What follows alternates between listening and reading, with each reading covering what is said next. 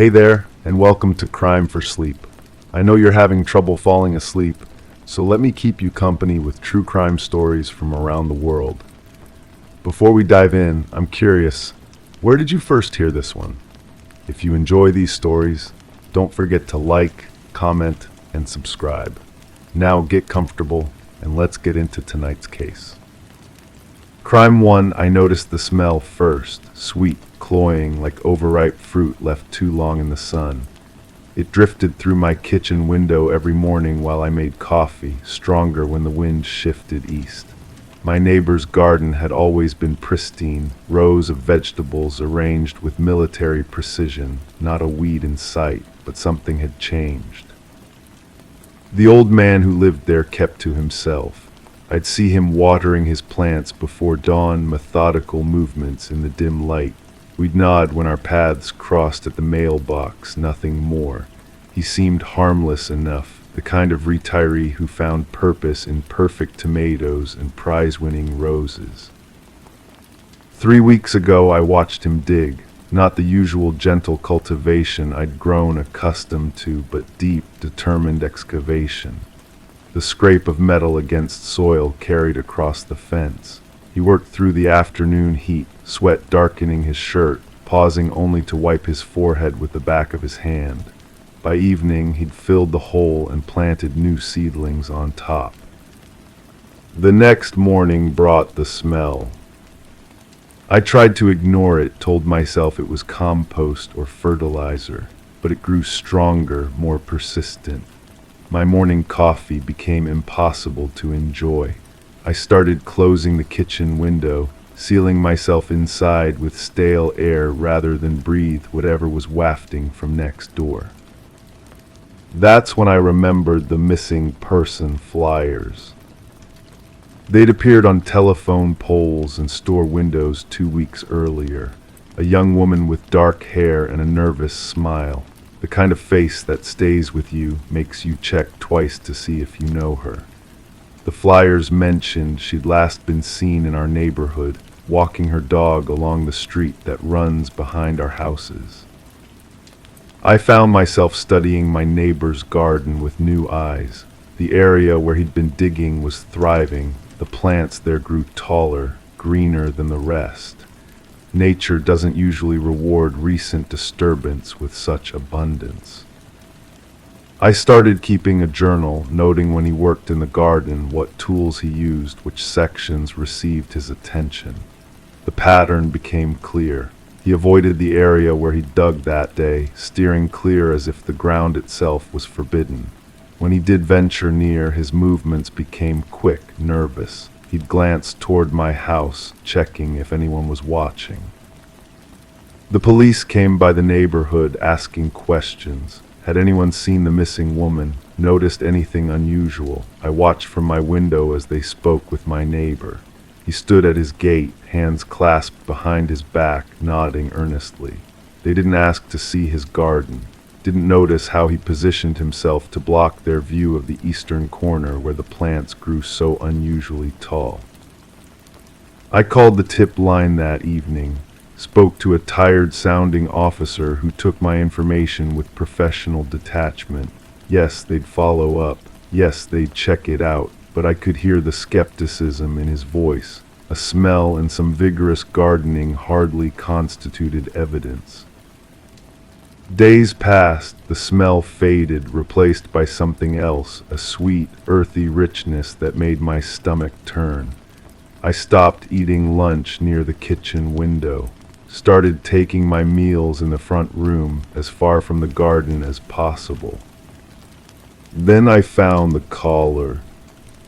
My cat brought it home, dropping it at my feet like a trophy. Leather worn smooth with a brass nameplate that read Rosie.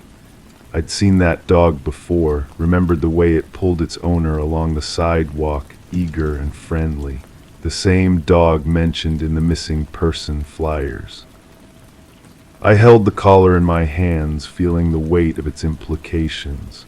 The leather was stained, darkened with something I didn't want to identify. I wrapped it in plastic and hid it in my desk drawer, uncertain what to do next. My neighbor's routine changed. He stopped working in the garden during daylight, preferring the cover of dusk or early dawn. I caught glimpses of him through my bedroom window, a shadow moving among the plants with careful, deliberate steps. He'd installed a small shed in the corner where he'd been digging, painted it the same green as his house. Nothing suspicious about a garden shed, except for the heavy padlock and the way he always checked to make sure it was secure. I tried to convince myself I was imagining things, letting paranoia transform innocent gardening into something sinister. But then I found the second collar. This one appeared on my doorstep, placed carefully beside the morning paper.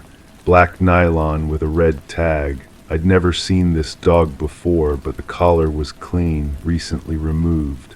Someone wanted me to find it. Someone was sending me a message.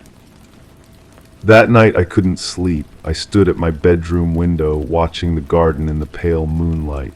My neighbor emerged from his house around midnight, carrying something wrapped in plastic. He moved with purpose, heading straight for the shed. The padlock clicked open, and he disappeared inside. When he emerged, his hands were empty. I realized I was holding my breath. The next morning I called the police again. This time I had physical evidence, 2 dog collars from pets that had vanished. The officer who took my statement was different, younger, more interested. She examined the collars carefully, made notes about their condition and where I'd found them. She promised to speak with the detectives handling the missing person case. But by afternoon, my neighbor was gone. His house stood empty, windows dark, garden abandoned. The shed remained locked, but I could see through a gap between the boards. Empty shelves swept clean. Whatever had been stored there was gone. The police searched the property the following week. I watched from my kitchen window as they worked, expecting to see them focus on the garden, on the area where the plants had grown so unnaturally well. Instead, they spent most of their time in the house, emerging with boxes of documents and personal belongings. They found nothing. The detective who interviewed me was apologetic but firm. Without concrete evidence, without a body, there was little they could do. The collars could have come from anywhere. The smell could have been compost or dead wildlife. My neighbor's departure, while suspicious in timing, wasn't illegal. The case went cold. I still live in the same house, still look out at the garden next door. New owners moved in last month, a young couple with big plans for landscaping. They've already started digging up the old vegetable plots, preparing to plant flowers and ornamental shrubs. I want to warn them about the eastern corner, about the ground that might be too rich, too fertile. But what would I say? That I suspect something terrible happened there, but I can't prove it. That sometimes, in the early morning mist, I still catch a hint of that sweet, cloying smell. Instead, I watch. I keep my journal updated, noting any unusual activity, any disturbance in the soil. The missing woman's case remains open. Her face still haunts the occasional news report. Her family still hopes for answers, for closure. I have the collars locked in my desk drawer, wrapped in plastic like evidence from a crime that may never be solved. Sometimes I take them out and examine them, searching for clues I might have missed. The leather is cracked now, the brass tarnished. But they remain my only proof that something happened in that garden, something that began with a smell on the morning breeze and ended with an empty house and unanswered questions. The new neighbors have planted roses in the eastern corner. They're growing beautifully. Crime 2, I stepped into the kitchen and felt the crunch under my socks. At first I thought it was sugar, maybe I spilled something. But when I bent down, I saw it had been poured deliberately. A thick ring of salt outlined the entire kitchen island, not scattered, poured, no gaps. The container was back in the cabinet, its lid twisted on wrong. I don't use salt that often, and I never buy coarse. My roommate had moved out 3 weeks ago. The lease was in both our names, but she left her key on the counter with a note saying she couldn't stay anymore. She didn't explain. We weren't close, but we got along fine. She worked from home, kept to herself, paid her half of everything on schedule. The kind of person you barely notice until they're gone. I called the landlord about changing the locks. He said he'd get to it eventually. That was 2 weeks ago. I kept meaning to follow up, but work got busy. The building was old anyway, half the doors didn't lock properly. I figured it wasn't urgent. The salt circle bothered me more than it should have. I swept it up, washed the floor twice. But the image stayed in my head, perfect symmetry. Someone had taken time with it. Someone had a reason. I found the first envelope that afternoon, slipped under my door while I was at work. No postmark, no return address, just my apartment number written in block letters across cream-colored paper. Inside was a single photograph, my kitchen table, taken from the hallway. You could see my coffee mug from that morning, still sitting where I left it. The timestamp showed it was taken while I was in the shower.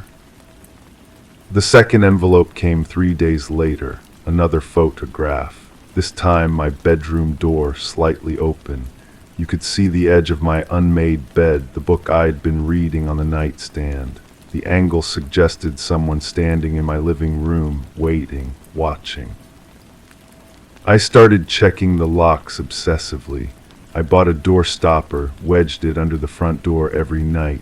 But the building had thin walls and I could hear footsteps in the hallway at all hours. Neighbors coming home, delivery people, maintenance workers. Any of them could have a key. My roommate's old room still smelled like her perfume, something floral with an edge of vanilla. I hadn't been inside since she left, but when I finally opened the door, I found things she'd forgotten. A jewelry box with costume earrings, a stack of magazines, and tucked behind the dresser, a manila folder full of printed emails. The emails were conversations with someone whose address was just a string of numbers and letters. No name, no signature. They talked about schedules, about when I'd be home, about my habits. She'd been watching me for months, documenting my routines, sharing details about my life with a stranger. One email made my hands shake. She leaves the kitchen window unlocked when she cooks. Always, the latch is broken, but she doesn't seem to notice. Easy access if you need it. Another, she sleeps with her bedroom door open. Light sleeper, though. Goes to the bathroom around 2 most nights. You'd have maybe 10 minutes while she's asleep before then. I sat on her old bed, reading through months of surveillance disguised as casual observations. She knew which nights I worked late, which mornings I went running, which days I had appointments. She knew I kept cash in a shoebox under my bed, that I never checked my mailbox regularly, that I trusted people too easily. The last email was sent the day before she moved out, getting too complicated. She's starting to ask questions about why I'm home so much. Better to leave now before she figures anything out. The spare key is under the mat by the dumpster if you still need access. I ran downstairs to check. The key was gone, but you could see the outline in the dirt where it had been sitting for weeks. When I got back to my apartment, there was a new envelope. This time the photograph showed me reading her emails, taken from outside my window. Someone had been watching me discover the truth. Someone knew I knew. I packed everything that night, called in sick to work, found a sublet across town, moved out before sunrise. I never told anyone what I found. How do you explain that your roommate turned your home into a surveillance operation? That someone out there has months of intimate details about your life, your routines, your vulnerabilities. The police would want evidence, but I threw the emails away. I couldn't stand having them in my possession, couldn't stand knowing how exposed I'd been. They'd ask questions I couldn't answer. Who was she working with? What did they want? How long had this been going on before I noticed? Sometimes I wonder if I made the right choice, running instead of fighting. But then I remember the salt circle, perfect and deliberate, and I know that whoever drew it wanted me to find it. They wanted me to understand that my home wasn't safe, that privacy was an illusion, that I was being observed by someone with patience and access and reasons I couldn't fathom. I drive past my old building sometimes just to see if anyone's living there now. The windows look the same, curtains drawn, no signs of life. But I always get the feeling someone's watching from inside, taking notes, learning new patterns, waiting for the right moment to remind their next target that walls and locks and trust don't mean anything when someone decides you're worth studying. The salt is probably still there in the cracks between the floorboards, evidence of something I'll never fully understand. And somewhere out there, someone has photographs of me discovering the truth, final proof that some mysteries are meant to stay unsolved because the alternative, knowing who was watching and why, might be worse than living with the questions. Crime 3, it wasn't there yesterday, a small black box wedged between my shoes, heavy, cold to the touch with a combination dial and no branding. I tried a few numbers, nothing. The back had duct tape wrapped around it, sealing something or hiding something. I shook it once, it didn't rattle, but when I placed it back down, the box made a soft clicking sound, as if something inside had shifted and settled. My roommate had moved out 3 weeks ago. She left quietly, taking only what she could carry in 2 suitcases. Said she needed space to think. The lease was in my name, so I stayed. But now I wondered if she'd left more than just furniture behind. I called her, no answer. The voicemail greeting was gone, just the automated system voice. I tried texting. The message showed as delivered but never read. Her social media accounts had vanished completely. Not deactivated, gone, as if she'd never existed online at all. The box sat on my kitchen counter for days. I'd catch myself staring at it while drinking coffee, wondering what combination might unlock it. Her birthday, our apartment number, random sequences that meant nothing. Each failed attempt made the silence in the room feel heavier. I started going through her things, the items she'd left behind. A drawer full of receipts, most for cash purchases at places I'd never heard of. A notebook with phone numbers written in different handwritings, some crossed out, some circled. One number appeared on multiple pages, always in red ink. I dialed it. A man answered on the first ring, as if he'd been waiting. "She told me you might call," he said. "Who was this?" "Someone who knew her better than you did." The line went quiet except for the sound of traffic in the background. Then he spoke again. "Check the box again. Try her mother's maiden name." He hung up before I could ask how he knew about the box. I'd never met her mother, never even knew her name, but I remembered a story she'd told once about a family recipe, something her grandmother had taught her mother. The woman's name had been unusual. I scrolled through our old text messages, searching for any mention of it. There, buried in a conversation from months ago, she'd mentioned making soup the way her grandmother taught her mother. The name was there, spelled out in a message about following family traditions. My hands shook as I turned the combination dial. Each number clicked into place.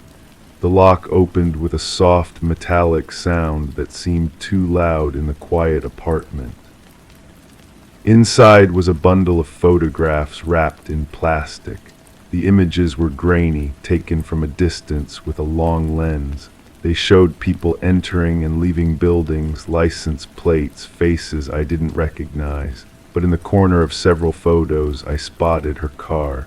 She'd been watching someone or multiple someones. Beneath the photos was a single sheet of paper with an address written in her handwriting. The address was local, maybe 20 minutes away. Below it, she'd written a date from 2 months ago and a single word, confirmed.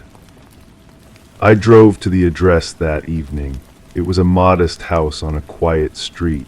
The lights were on in the front window.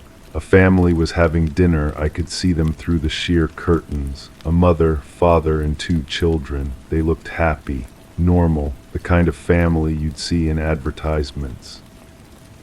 I parked across the street and waited. I wasn't sure what I was waiting for, but something about the scene felt wrong. Too perfect, too staged.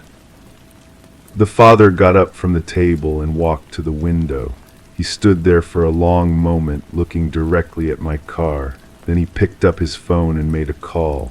Even from across the street, I could see his lips moving rapidly. His expression had changed. The casual smile was gone. I started the engine and drove away. Back at the apartment, I called the number from the notebook again. The same man answered. "You went to the house," he said.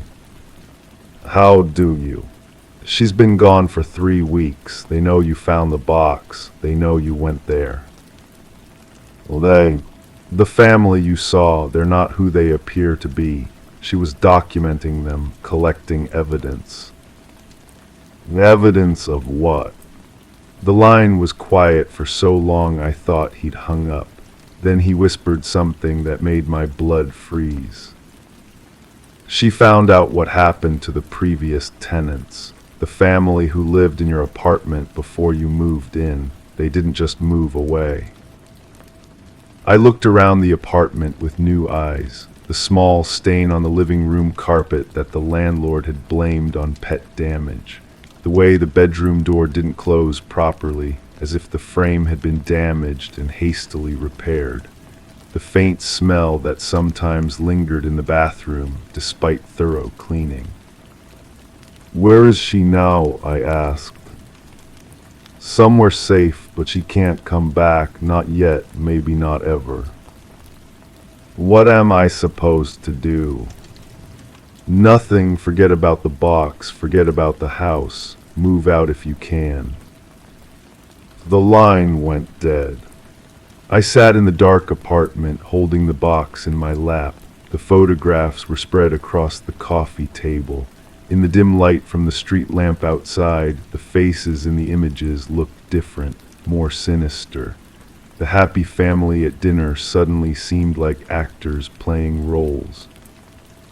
I gathered the photos and put them back in the box, but as I closed the lid, I noticed something I'd missed before. There was another compartment hidden beneath the main section. Inside was a single key and a note in her handwriting. "If something happens to me, this opens locker 247 at the storage facility on Maple Street. Tell the truth. Make them answer for what they did." I held the key up to the light. It was small, silver, with a number etched into the metal. The weight of it in my palm felt heavier than it should have. Outside, a car engine started. I looked through the blinds and saw headlights pulling away from the curb. Someone had been watching the apartment, waiting to see what I would do next. The box sits in my closet now, back where I found it. The key is in my pocket. I carry it everywhere, feeling its edges through the fabric. Every day I tell myself I'll drive to the storage facility. Every day I find a reason not to.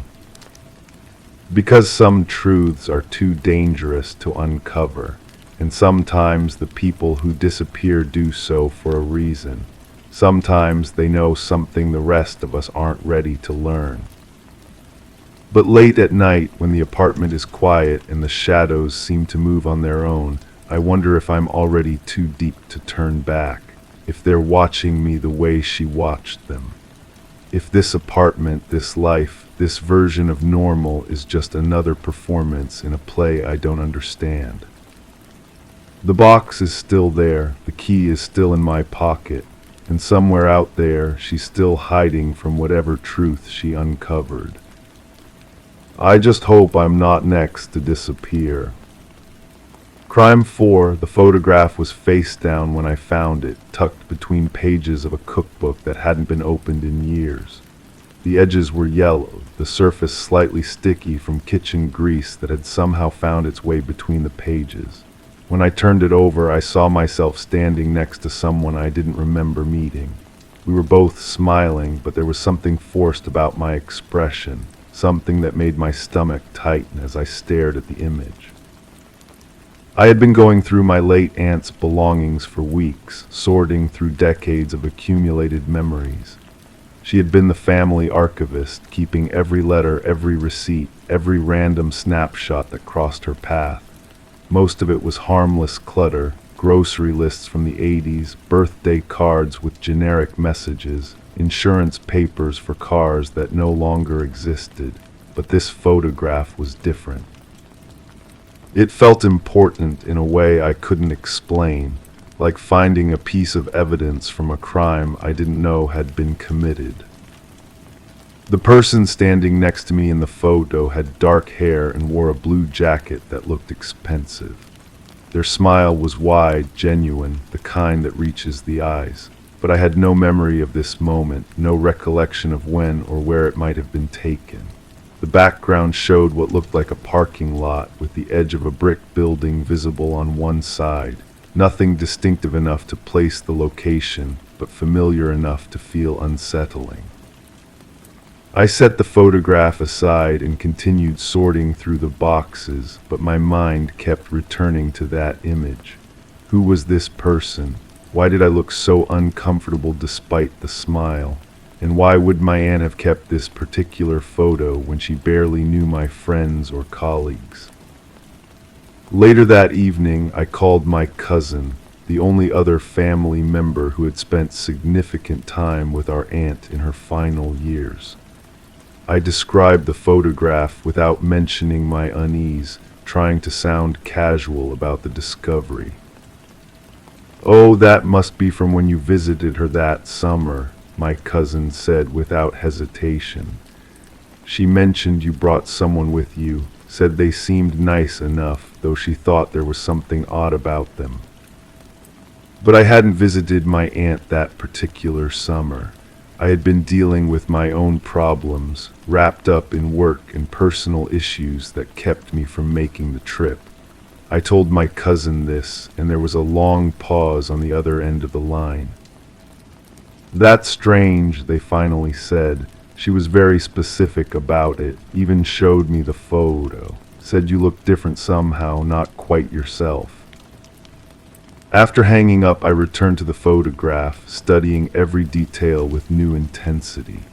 My clothes were ones I recognized, a shirt and jacket I had worn frequently during that period. But something about my posture, the way I held my shoulders, seemed foreign. It was like looking at someone wearing my face, playing a role I couldn't remember auditioning for. I decided to digitize the image and enhance it, hoping to find some clue about when and where it had been taken. The process revealed small details I had missed before, a partial license plate in the background, the shadow patterns that suggested the time of day, a small stain on my shirt that I vaguely remembered getting during a work meeting. But these details only deepened the mystery rather than solving it. The license plate led me to public records, which led me to a name I didn't recognize. The address associated with that name was in a neighborhood I rarely visited, but when I drove there, the streets felt familiar in an uncomfortable way.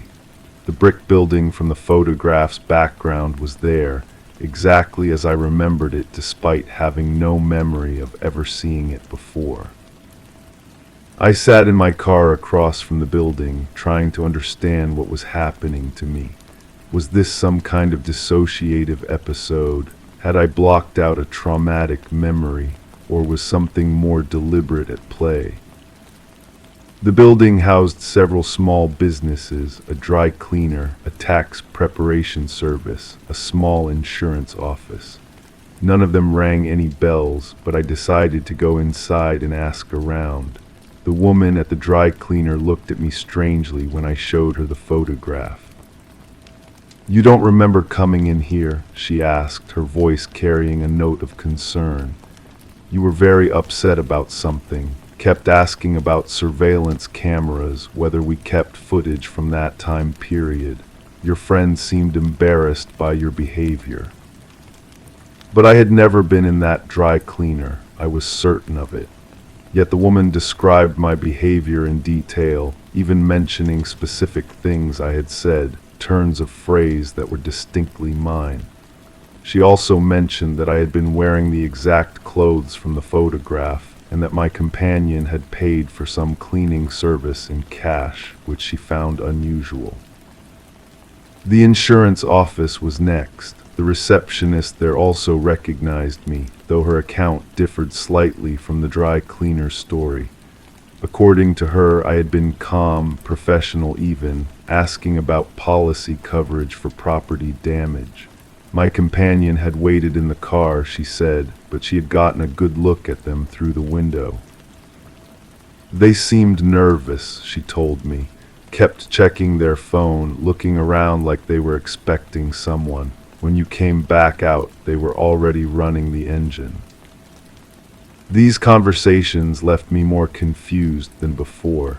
Multiple people had clear memories of interactions I couldn't recall, involving someone whose face I didn't recognize despite appearing comfortable with them in the photograph. Either I was experiencing some form of memory loss, or something more complex was happening. I spent the next several days retracing what I could remember from that time period, checking my calendar, reviewing old emails and text messages. There were gaps, days where I had no clear recollection of my activities, periods where my usual routines seemed to have been interrupted, but these gaps hadn't seemed significant at the time. Life is full of forgettable moments, unremarkable days that blur together in memory. Then I found the receipt. It was tucked into an old wallet I rarely used, dated from the same period as the photograph. The receipt was for a car rental, a model and company I had never used. The rental period was for 3 days, and the mileage suggested extensive driving, far more than would be needed for local errands. The rental company's records showed that I had indeed rented the vehicle, using my own credit card and driver's license. But I had absolutely no memory of the transaction. The paperwork was signed in what appeared to be my handwriting, though something about the signature looked slightly off, as if it had been written under stress or with an unfamiliar pen. I began to suspect that someone had been impersonating me, but the evidence suggested otherwise. The signatures matched, the ID photos were verified, and multiple witnesses had interacted with someone who not only looked like me but knew personal details that only I should have known. The alternative explanation, that I had somehow blocked out several days of my own life, seemed equally implausible but increasingly unavoidable.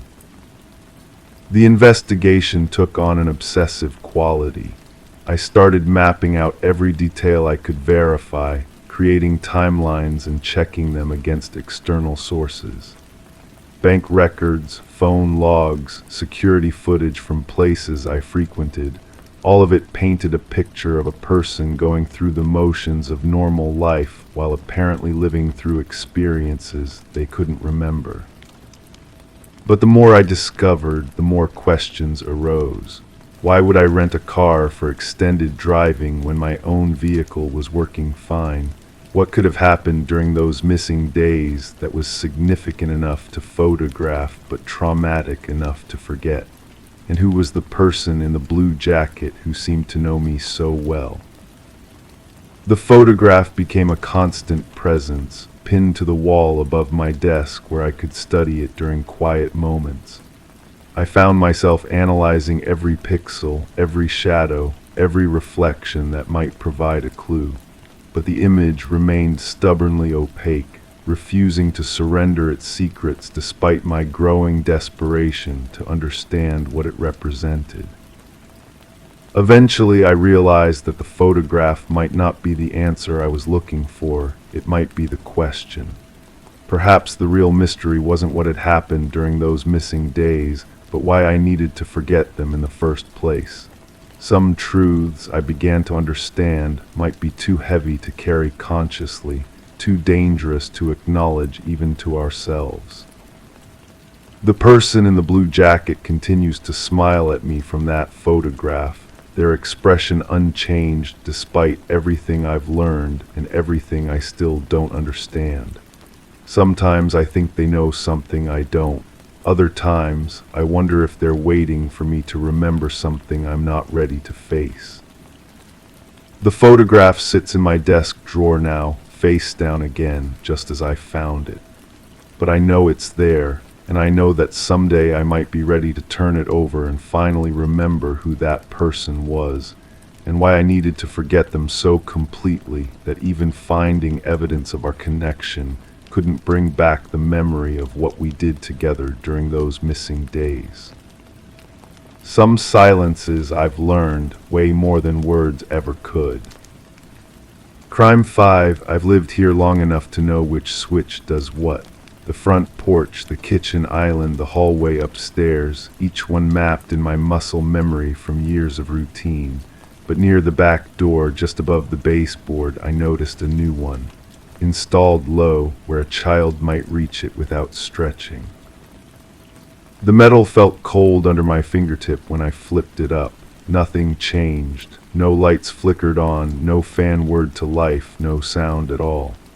I left it in the on position and walked through each room, checking every fixture I could think of. Nothing seemed different until I climbed into the attic space I rarely visited. There in the far corner behind a stack of holiday decorations, a small bare bulb glowed with weak yellow light. It illuminated a single word written in white chalk on the exposed wooden beam: "Stay." The handwriting looked familiar, though I couldn't place it immediately. The chalk dust had settled into the grain of the wood, suggesting it had been there for some time. I turned off the switch downstairs and watched the bulb die, leaving that corner in complete darkness. The previous owner had been an elderly woman who lived alone for decades. Her niece handled the sale after she passed, mentioning that her aunt had become increasingly paranoid in her final years. She'd installed multiple locks, security cameras that never worked properly, and apparently this hidden light system I'd just discovered. I called the niece to ask about any electrical work done on the house. She paused when I described the switch and the message in the attic. After a long silence, she told me her aunt had reported strange sounds coming from above the kitchen. Someone walking around when no one should have been there. The police found no evidence of break-ins, no footprints in the dust, nothing missing. But her aunt insisted someone was living in the attic space. The niece had assumed it was dementia, the kind of fear that grows in isolation. She never thought to check the attic herself after her aunt's death. The estate sale company had cleared the main living areas but left the upper spaces untouched. I returned to the attic with a flashlight, this time crawling deeper into the narrow space. Behind the insulation, I found a collection of items that didn't belong to the previous owner. A pillow with a faded floral pattern different from any bedding left in the house. 3 empty water bottles, a small stack of crackers, the kind sold at gas stations, stale but not moldy. Someone had been living up there. The discovery should have prompted an immediate call to the authorities, but something held me back. The items were arranged too neatly, too respectfully. This wasn't the chaotic nest of someone dangerous. It felt more like someone trying to remain invisible, to take up as little space as possible. I started paying closer attention to small details around the house. the toilet paper roll that seemed to diminish faster than my usage alone would explain, the way certain cabinet doors hung slightly open when I was sure I'd closed them, the faint scent of soap in the guest bathroom I never used. My sleep became lighter, more fragmented. I'd wake to what sounded like careful footsteps above, weight distributed to avoid creaking. But when I checked, the attic remained empty, the hidden light switch in the off position. The breakthrough came when I found the notebook. Hidden behind a loose board in the attic floor, wrapped in plastic to protect it from moisture. The pages contained detailed observations written in the same careful handwriting as the chalk message. Entries about my daily routine, what time I left for work, when I returned, which rooms I used most frequently. But these weren't the notes of someone planning harm. They read more like the careful observations of someone trying to coexist without detection. Notes about waiting for the shower to finish running before using the bathroom, which leftovers in the refrigerator had been there long enough to take without being missed. The final entry was dated just 2 days before I discovered the light switch. It simply read, "Found, time to go, sorry for the intrusion." I sat in that cramped attic space, holding evidence of someone who had lived parallel to my life for months without my knowledge. Someone who had taken care not to disturb my routine, who had left when discovered rather than confront or threaten. The elderly woman's reports to police suddenly took on a different meaning. She hadn't been paranoid or confused. She'd been trying to help someone the system had failed to protect, someone with nowhere else to go. The stay message wasn't a threat, it was permission, maybe even an invitation. I never found out who had been living in my attic. No missing person reports matched the timeline. No inquiries came from social services or family members searching for someone. Whoever it was had simply vanished back into whatever circumstances had driven them to seek shelter in a stranger's unused space. The notebook remains in my desk drawer. Sometimes I read through those careful observations of my own life seen through someone else's eyes. The ordinary details of my routine documented by someone who watched from the shadows, someone who knew my patterns better than I knew theirs. I kept the hidden light switch connected. On certain nights when the house feels too quiet, I flip it on and climb to the attic. The bulb casts the same weak yellow glow on the empty space, illuminating the chalk word that I've never erased. The question that keeps me awake isn't who was living above my head all those months. It's whether I would have offered help if they had simply knocked on my door instead of hiding in my attic. Whether my response would have been compassion or fear, assistance or a call to authorities who might have made their situation worse. I think about the previous owner, an elderly woman living alone who apparently knew someone was sharing her space and chose to let them stay. Her complaints to police might have been her way of seeking help for her secret house guest, knowing that admitting to harboring someone would create legal complications she couldn't navigate. The hidden light still works, the chalk message remains on the beam. And sometimes, when winter winds make the house settle and creak, I wonder if someone else has found their way into the spaces between my walls, seeking shelter I'm still not sure I'm brave enough to offer openly. Crime 6, I hadn't mopped anything, but the wood under the dining table was damp, just enough to reflect the overhead light. I touched it, cold, no smell. I checked above, no lakes. I checked my feet, dry. Then I noticed something else, faint toe prints arched and narrow, leading from the wet patch to the hallway. They weren't mine, and they stopped in front of the basement door. That was 3 weeks ago. 3 weeks since I started asking questions nobody wanted to answer.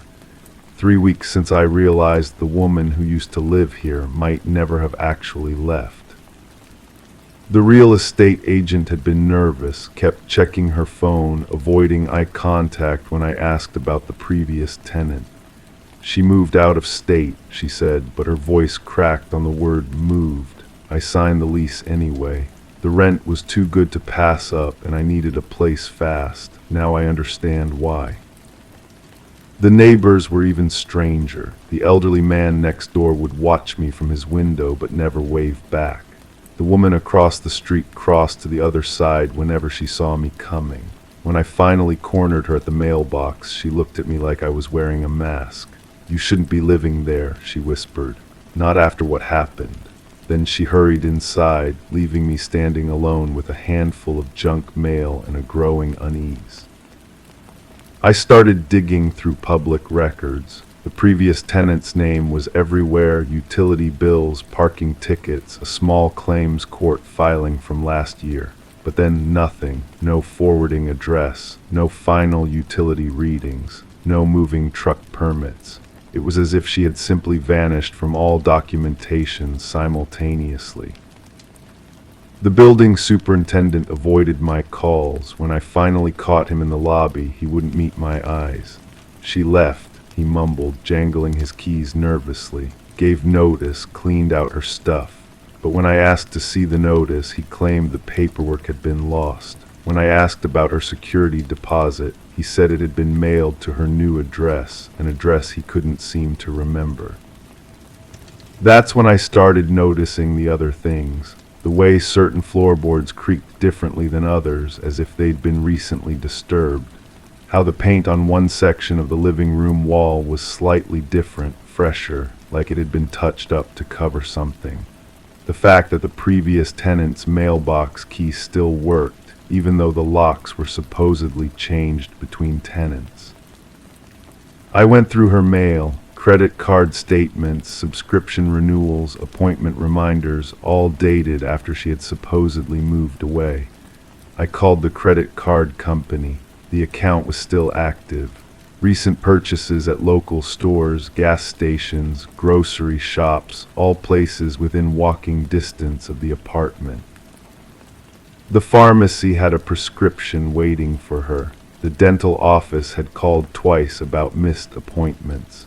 Her gym membership was still being used. Someone had swiped her card just 2 days earlier. Either she was still in town, or someone else was using her identity with remarkable precision. I started watching the building. From my window I could see everyone who came and went. The superintendent made his rounds twice daily, but he always lingered near the basement entrance. Sometimes he would look up at my window, then quickly look away. Once I saw him talking to someone I couldn't see, his voice urgent and low. When I went downstairs to investigate, I found only wet footprints leading to the basement door. The basement was supposed to be off-limits to tenants. Storage and utilities only, the lease specified. But I'd heard sounds down there, shuffling, scraping, like furniture being moved. When I pressed my ear to the basement door, I could hear what sounded like running water, but the building's plumbing ran through the walls, not the basement floor. I tried to pick the lock. It was easier than expected, as if someone had been practicing with it recently. The basement was dark, but not empty. There were personal belongings scattered around, clothes, books, a purse I recognized from the previous tenant's social media photos. Everything looked hastily arranged, like someone had been living down there and tried to hide the evidence quickly. In the corner I found a phone charger still plugged into the wall. The cord was warm. A coffee cup sat on a makeshift table, still steaming. Whoever had been down there had left recently, maybe when they heard me at the door. I took pictures of everything, but when I developed them later, most came out blurred or overexposed, as if the camera couldn't quite focus on what it was seeing. The breakthrough came when I found the journal, hidden behind a loose panel in the basement wall, wrapped in plastic to protect it from moisture. The handwriting was erratic, desperate. The entries described feeling trapped, watched, unable to leave. "They won't let me go," one entry read. Every time I try to pack, they're there, watching, waiting. The super has keys to everything. He comes in when I'm sleeping. The final entry was dated 2 weeks after she had supposedly moved away. I can't take it anymore. They think I'm gone, but I'm still here, still hiding. If something happens to me, look in the basement, look for the wet floor. I confronted the superintendent with the journal. His face went white, then red, then white again. "You shouldn't have gone down there," he said, his voice shaking. "You don't understand the situation." When I pressed him for details, he claimed the woman had been mentally unstable, paranoid, making up stories about being followed and trapped. But his hands were trembling as he spoke, and he kept glancing toward the basement door. "She's gone now," he insisted. "Really gone. You need to let this go." But when I asked where she went, he couldn't provide specifics. When I asked about the belongings in the basement, he claimed he'd never seen them before. When I showed him the pictures on my phone, he said they must have been doctored, that I was seeing things that weren't there.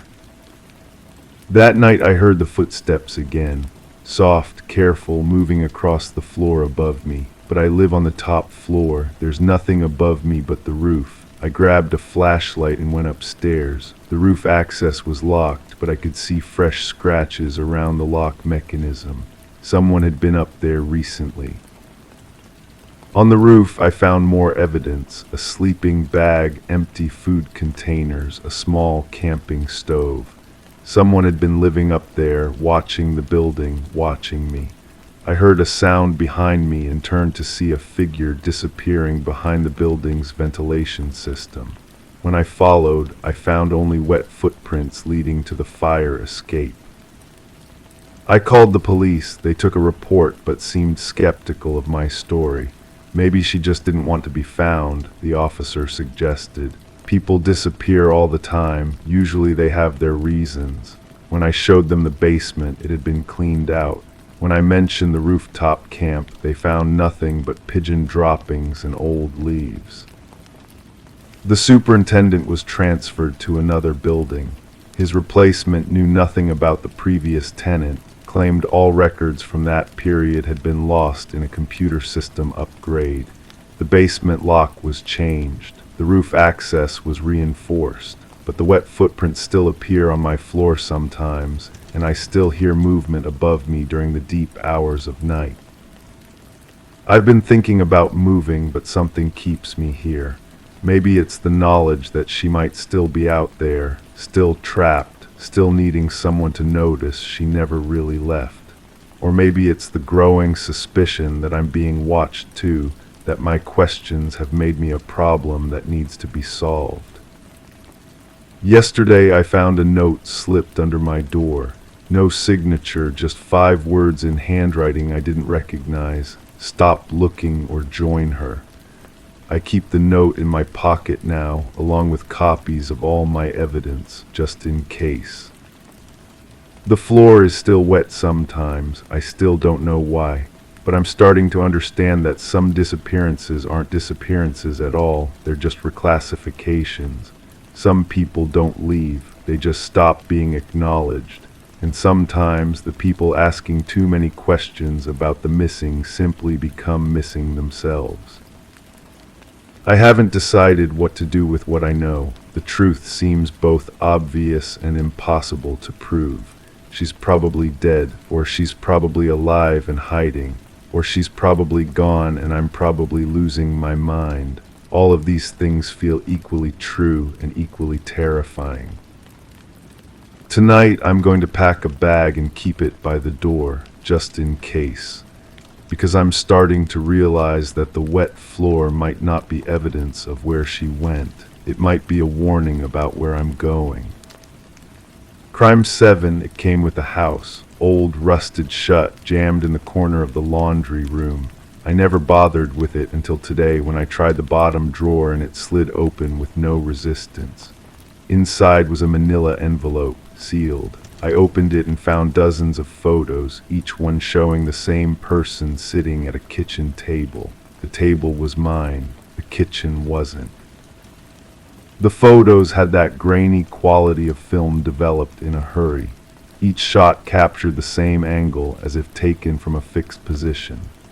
The person in the images wore different clothes in each frame, a blue sweater, a white shirt, a striped dress. Their hands rested on the table's surface, fingers splayed like they were reaching for something just out of frame. Their face was turned slightly away, profile sharp against kitchen light I didn't recognize. I counted 37 photographs. The person's expression never changed, mouth slightly open, eyes focused on something beyond the camera's reach. In the background, I could make out unfamiliar cabinets, a different refrigerator, wallpaper with tiny flowers, but the table, that scratched wooden surface with the ring stain near the left edge, the same table where I ate breakfast every morning. The envelope contained more than photographs. Beneath them lay a handwritten list, ink faded to brown, names I didn't recognize, followed by what looked like addresses. Some entries were crossed out with thick black lines, others had small check marks beside them. At the bottom of the page, written in different handwriting, were 3 words, "Still needs work." I carried everything to my kitchen and spread the photos across that familiar table surface. The resemblance was unmistakable. Same grain pattern, same stain, same small gouges along the edge where someone had carved something years ago. I ran my fingers across those marks, feeling the grooves I'd traced countless times while drinking morning coffee. But in these pictures, the table sat in a completely different room. The realtor had been eager to close quickly. Cash sale, minimal inspection, keys handed over within days. She'd mentioned the previous owner left in a hurry, took only personal items. Everything else stayed, furniture, appliances, filing cabinets. I'd thought it was luck getting a furnished house at that price. I examined each photograph more carefully, looking for clues about when they were taken. The person's clothes offered no obvious time markers, simple, timeless pieces that could belong to any decade. The kitchen itself seemed ordinary, middle-class suburban, with nothing distinctive except those flower-patterned walls. I'd never seen wallpaper like that anywhere in my neighborhood. The smell hit me then, not from the photos themselves, but from somewhere in the house. Sweet and chemical, like developing solution mixed with something floral. I followed the scent upstairs to the spare bedroom, the one I'd been using for storage. In the closet, behind boxes I'd stacked there, was a door I'd never noticed. It opened into a small room with no windows, walls painted black, equipped with what looked like darkroom equipment. Red light bulbs hung from the ceiling. Trays lined a counter along one wall, still containing dried chemicals that left white residue around the edges. Above the counter, photographs hung from a line with tiny clips. They were all blank, white rectangles of undeveloped paper, but the clips held shadows, dark outlines where other images had hung before being removed.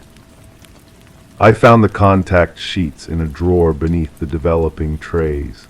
Strips of film showing the same kitchen scene repeated dozens of times, each frame slightly different. The person at the table shifted positions, moved their hands, turned their head, but something was wrong with the sequence.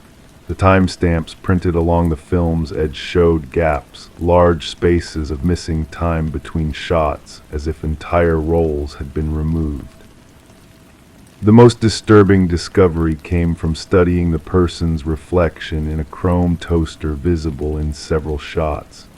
Distorted but clear enough to see, someone else was in that kitchen, a figure standing behind the photographer, arms crossed, watching. The reflection showed only a silhouette, but the posture suggested impatience or perhaps frustration. I returned to the list of names and addresses, cross-referencing them with online property records. 3 of the crossed-out addresses belonged to houses that had been sold within the past 2 years. All cash sales, all quick closings. I drove past each location, and every house looked similar to mine, modest suburban homes with small front yards and detached garages. Nothing obviously connected them except the timing of their sales. The check-marked addresses told a different story. 2 houses currently for sale. One recently purchased by a young couple who, according to social media posts, had found the place fully furnished. They'd posted photos of their lucky find, a kitchen table that looked exactly like mine, sitting in their breakfast nook beside windows with floral curtains. I called the number listed for the house currently on the market. The realtor who answered had a familiar voice, though I couldn't place where I'd heard it before. She confirmed the property came with all furnishings, mentioned the previous owner's urgent relocation, emphasized the opportunity for a quick cash closing. When I asked about viewing the property, she became evasive, suggesting I submit an offer first based on the online photos. That evening I searched through my own purchase documents, looking for details I'd overlooked in my eagerness to close quickly. The previous owner's name appeared on the deed transfer, but when I tried to research it online, I found no trace of anyone by that name. No social media profiles, no public records, no evidence this person had ever existed outside of that single real estate transaction. The photographs began to feel heavier in my hands. I studied the person at the table again, noting details I'd missed before. The way their fingers curled against the wood surface suggested tension, not relaxation. Their clothes, while unremarkable, showed wrinkles consistent with someone who'd been sitting in the same position for extended periods. Most unsettling was their expression, not the calm I'd initially perceived, but something closer to resignation. I found myself returning to the darkroom repeatedly, searching for evidence I might have missed. In a corner beneath the developing counter, I discovered a small notebook filled with dates and times. Each entry corresponded to one of the addresses on the list, with detailed notes about occupancy patterns, work schedules, and security measures. The handwriting matched that on the crossed-out list.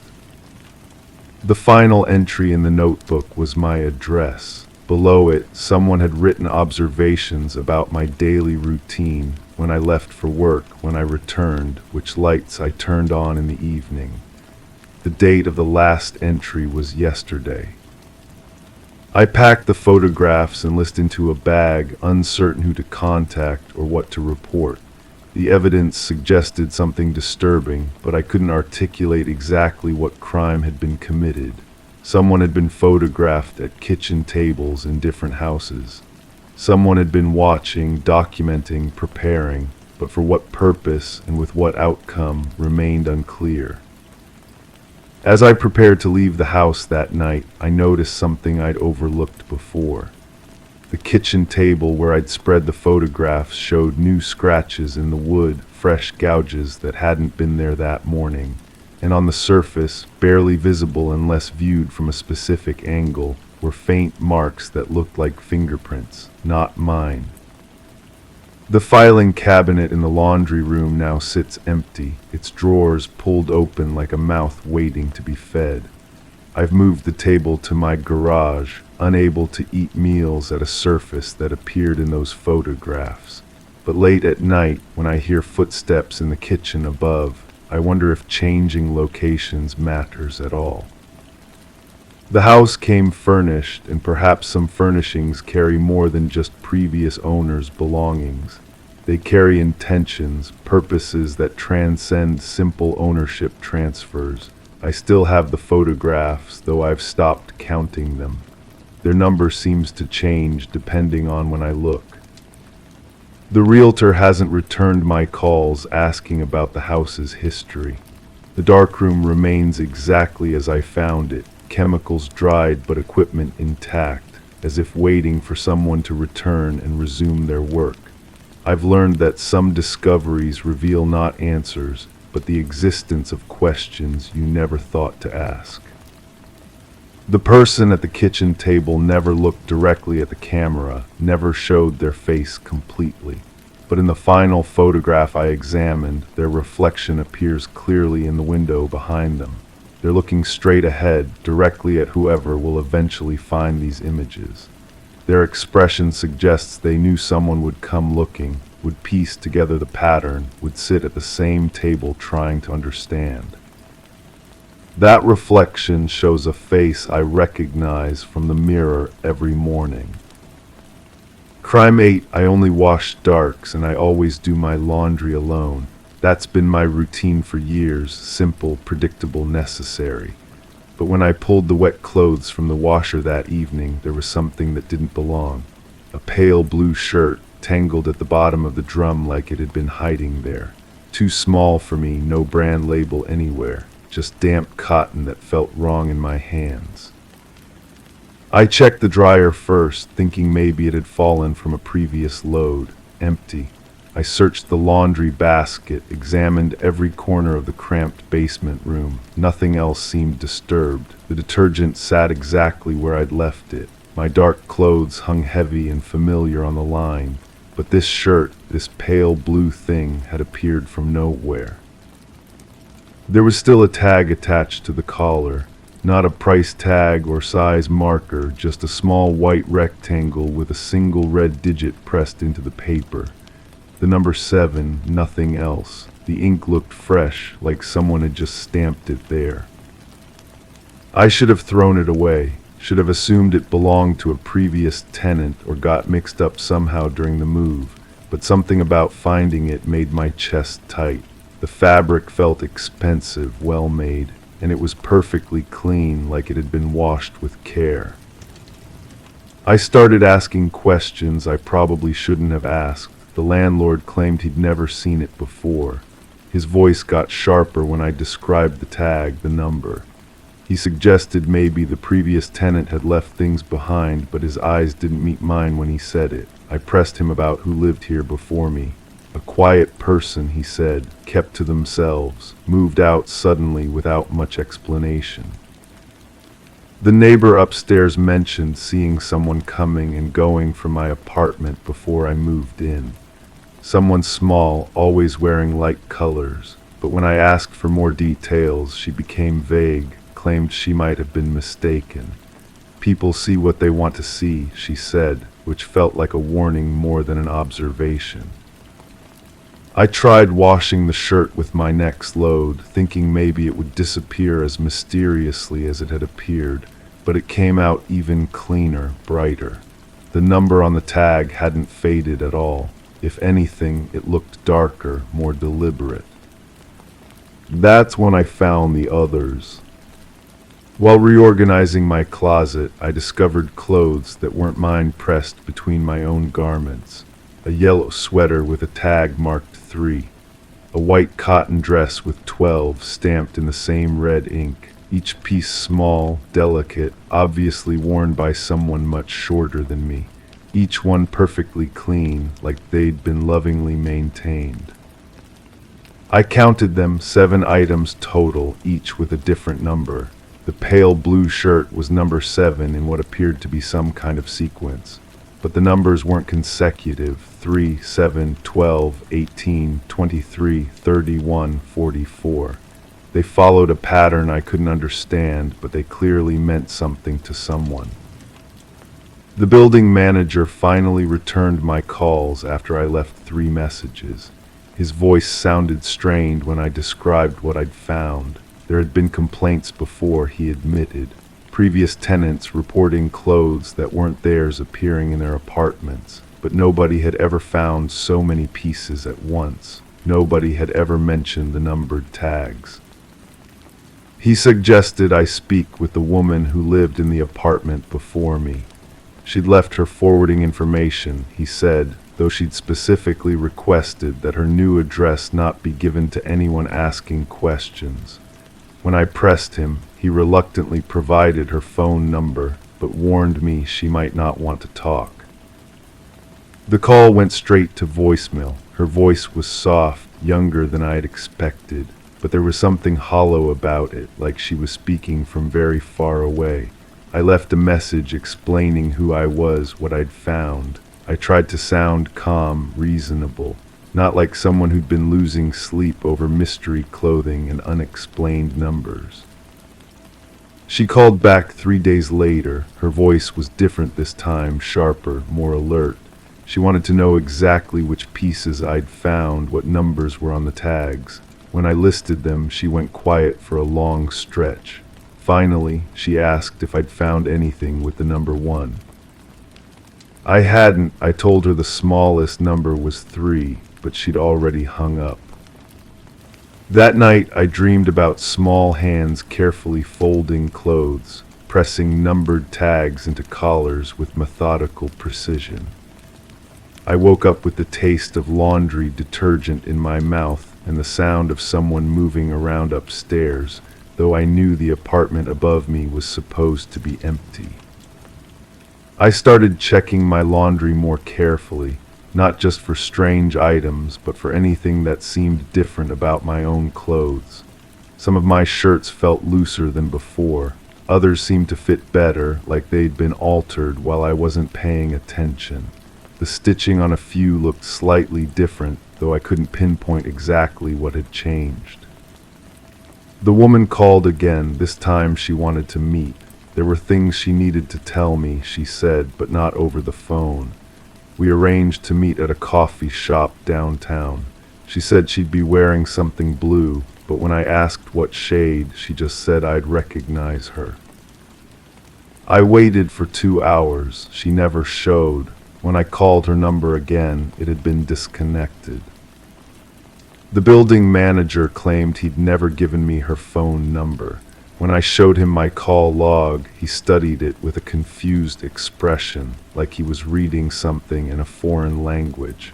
That number didn't look familiar, he said. Maybe I'd copied it down wrong. But I had the recording of her voice. I'd saved her messages, played them back to myself multiple times. Her tone, the specific way she'd asked about the numbered tags, the urgency when she mentioned number 1. None of that was imagined. I started researching the building's history, looking for any mention of previous incidents. The local library had some records, old newspaper clippings about tenant complaints and unexplained disturbances. One article mentioned a series of break-ins where nothing was stolen, but residents reported finding clothes that didn't belong to them. The incident stopped after one tenant moved out abruptly, though the article didn't name anyone specifically. The dates lined up with when the woman would have been living in my apartment. I kept the clothes, I don't know why. Maybe because throwing them away felt like destroying evidence of something I didn't fully understand. Maybe because they seemed too important to someone to just discard. I hung them in a separate section of my closet, arranged by the numbers on their tags. Sometimes I catch myself staring at them, wondering who wore them, why they were numbered, how they ended up mixed in with my laundry. The fabric still smells faintly of detergent, but underneath there's something else, a sweetness that reminds me of flowers left too long in water. I've been living here for 6 months now. My own clothes keep coming back from the wash slightly different, cleaner, pressed in ways I don't remember, sometimes with small improvements to the fit. Last week I found a new shirt in my closet that I don't remember buying. It fits perfectly, and there's a small tag sewn into the collar. The number is 45. I haven't called anyone about it. I'm not sure who I would call or what I would say. The woman with the disconnected phone number was right about one thing. I would have recognized her, because I think I'm starting to understand who she was and why she needed to leave so suddenly. The question isn't who left those clothes in my apartment. The question is who's been collecting them, numbering them, and why they're still watching to see what I do with them. And whether I'm the next person who's going to disappear or just another temporary caretaker for someone else's carefully curated collection. The laundry room is calling again. There's another load to wash, another chance for something that shouldn't be there to appear. I know I should move out, find somewhere else to live, but I can't shake the feeling that wherever I go, those numbered tags will find their way to me. Because maybe the clothes aren't what's being collected. Maybe we are. Crime 9, the side of the fireplace had a chip in the mortar, something I'd never noticed. I pushed on it. One of the bricks moved, just slightly, but enough to feel hollow behind it. I pried it out carefully, heart pounding. The space behind it was deeper than I expected. Inside, wrapped in cloth, was a single house key and a Polaroid of someone standing in my backyard. The curtains in the window behind them were open, just like mine were now. I'd been living in this house for 3 years. 3 quiet years where nothing happened except the usual suburban routine. But that changed when the woman next door disappeared. Her name doesn't matter now. What matters is what I found when I started paying attention to details I should have noticed before. The police asked their questions. Standard procedure, they said. When did you last see her? Did you notice anything unusual? Any strange visitors? I answered honestly. No, nothing unusual, but that wasn't entirely true, was it? The smell hit me first when I walked into her empty house. The landlord had asked me to check on things, being the closest neighbor. It wasn't decay or anything dramatic, it was cleaning supplies. Bleach specifically, strong enough to make my eyes water, but the house looked untouched. Dust on the furniture, mail piled up, dishes still in the sink. Why would someone clean so thoroughly in a house that looked abandoned? I found myself returning there. The landlord had given me a spare key, trusting me to keep an eye on things. Each visit revealed something new, or maybe I was just seeing things differently now. The carpet in the living room showed vacuum marks, but they went in odd directions, not the efficient back and forth pattern most people use. These were circular, overlapping, like someone was trying to lift something specific from the fibers. The basement was where things got interesting.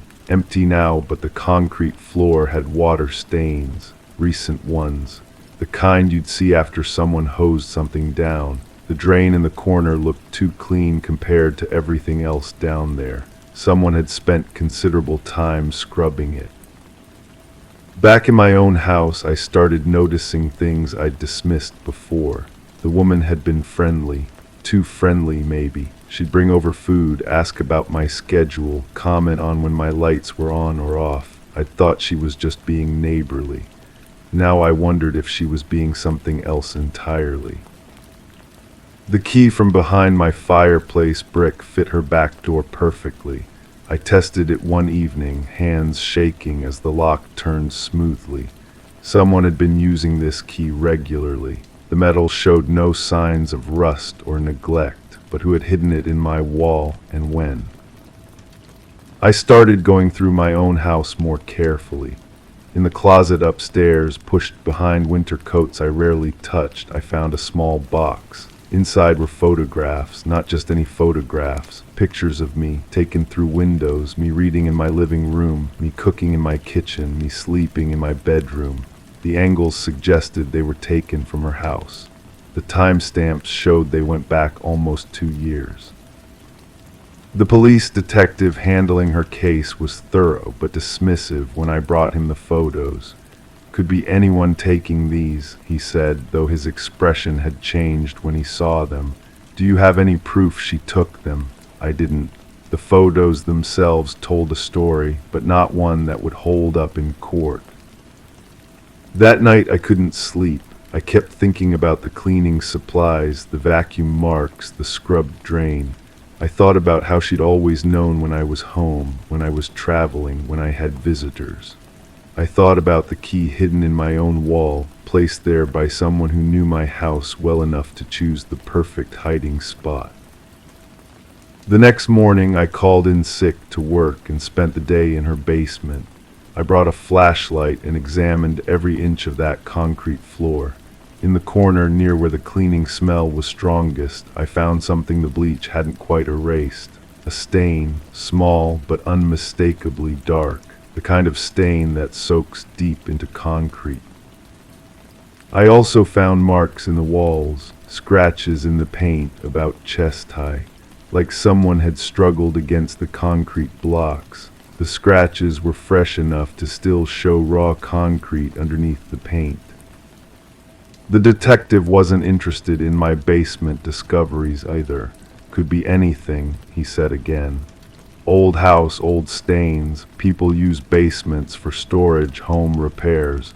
Unless you have something concrete connecting this to the missing person, we can't justify a full forensic investigation. But I had questions now that wouldn't go away. If she had been watching me so carefully, documenting my routine, what had she been planning? And if someone had hurt her, why clean up in her basement but leave the photos of me in my own house? Unless the person doing the cleaning was someone who had access to both houses.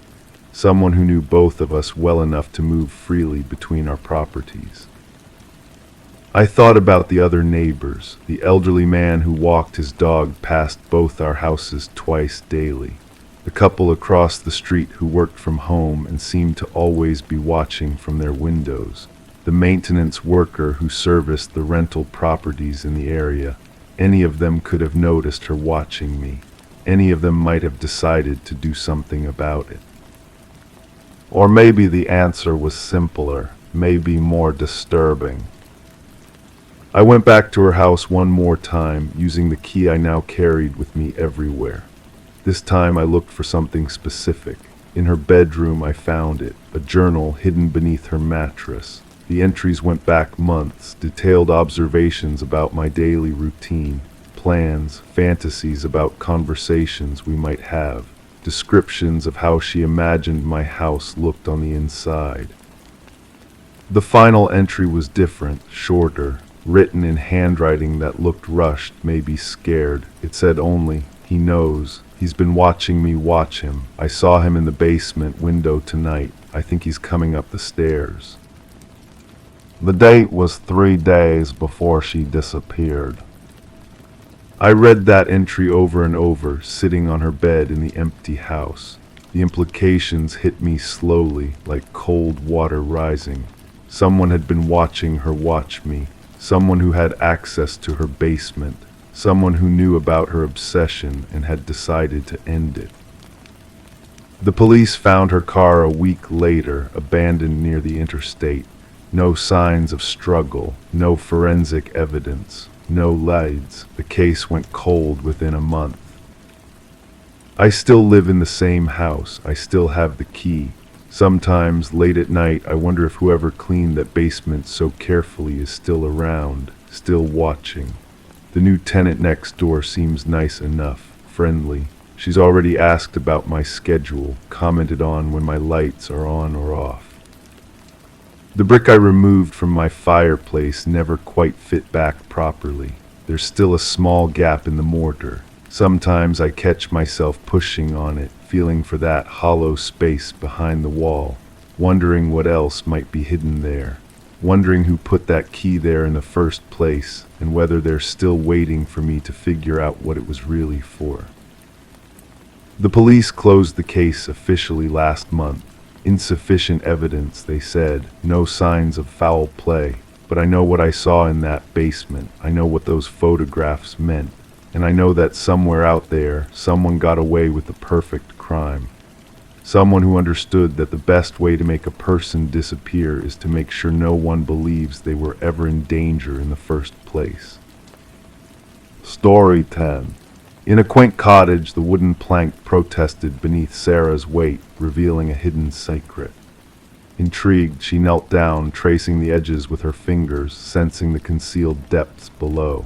With gentle determination, she lifted the boards, unveiling a shadowy, cramped space beneath her sanctuary. Dust danced in the dim light, cobwebs clinging to forgotten corners. Yet there was more: a mattress, a solitary chair, and nestled in the shadows, a weathered notebook filled with repetitions of her own name. Detective Morgan Reed observed as Sarah peered into the darkness, a mix of fear and unease clouding her gaze.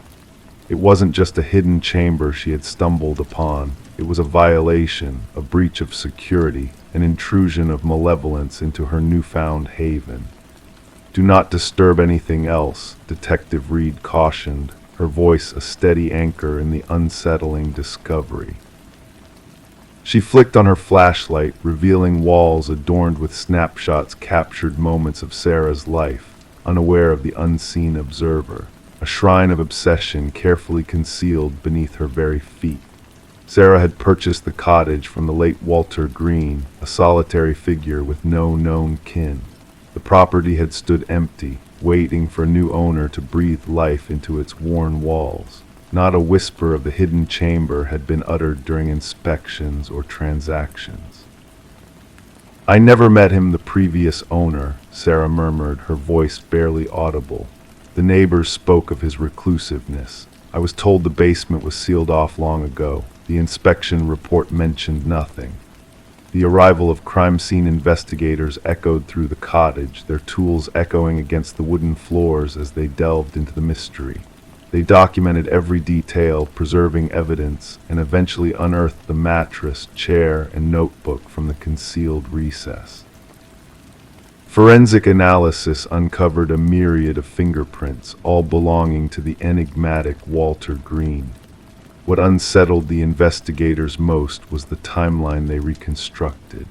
Through dated records and photographs, it became apparent that Walter had been shadowing Sarah for years, a ghostly presence in her everyday life. He had walked the same paths, frequented the same locales, all while remaining invisible to her. This degree of fixation often escalates, the department psychologist elucidated during a debriefing. Fantasy morphs into strategy. The hidden chamber implies he was preparing for a more direct course of action. Detective Reed's inquiry took a serpentine twist when she interviewed a former coworker of Walter's from the local shopping center maintenance department. The man's fidgeting fingers betrayed his discomfort as he spoke.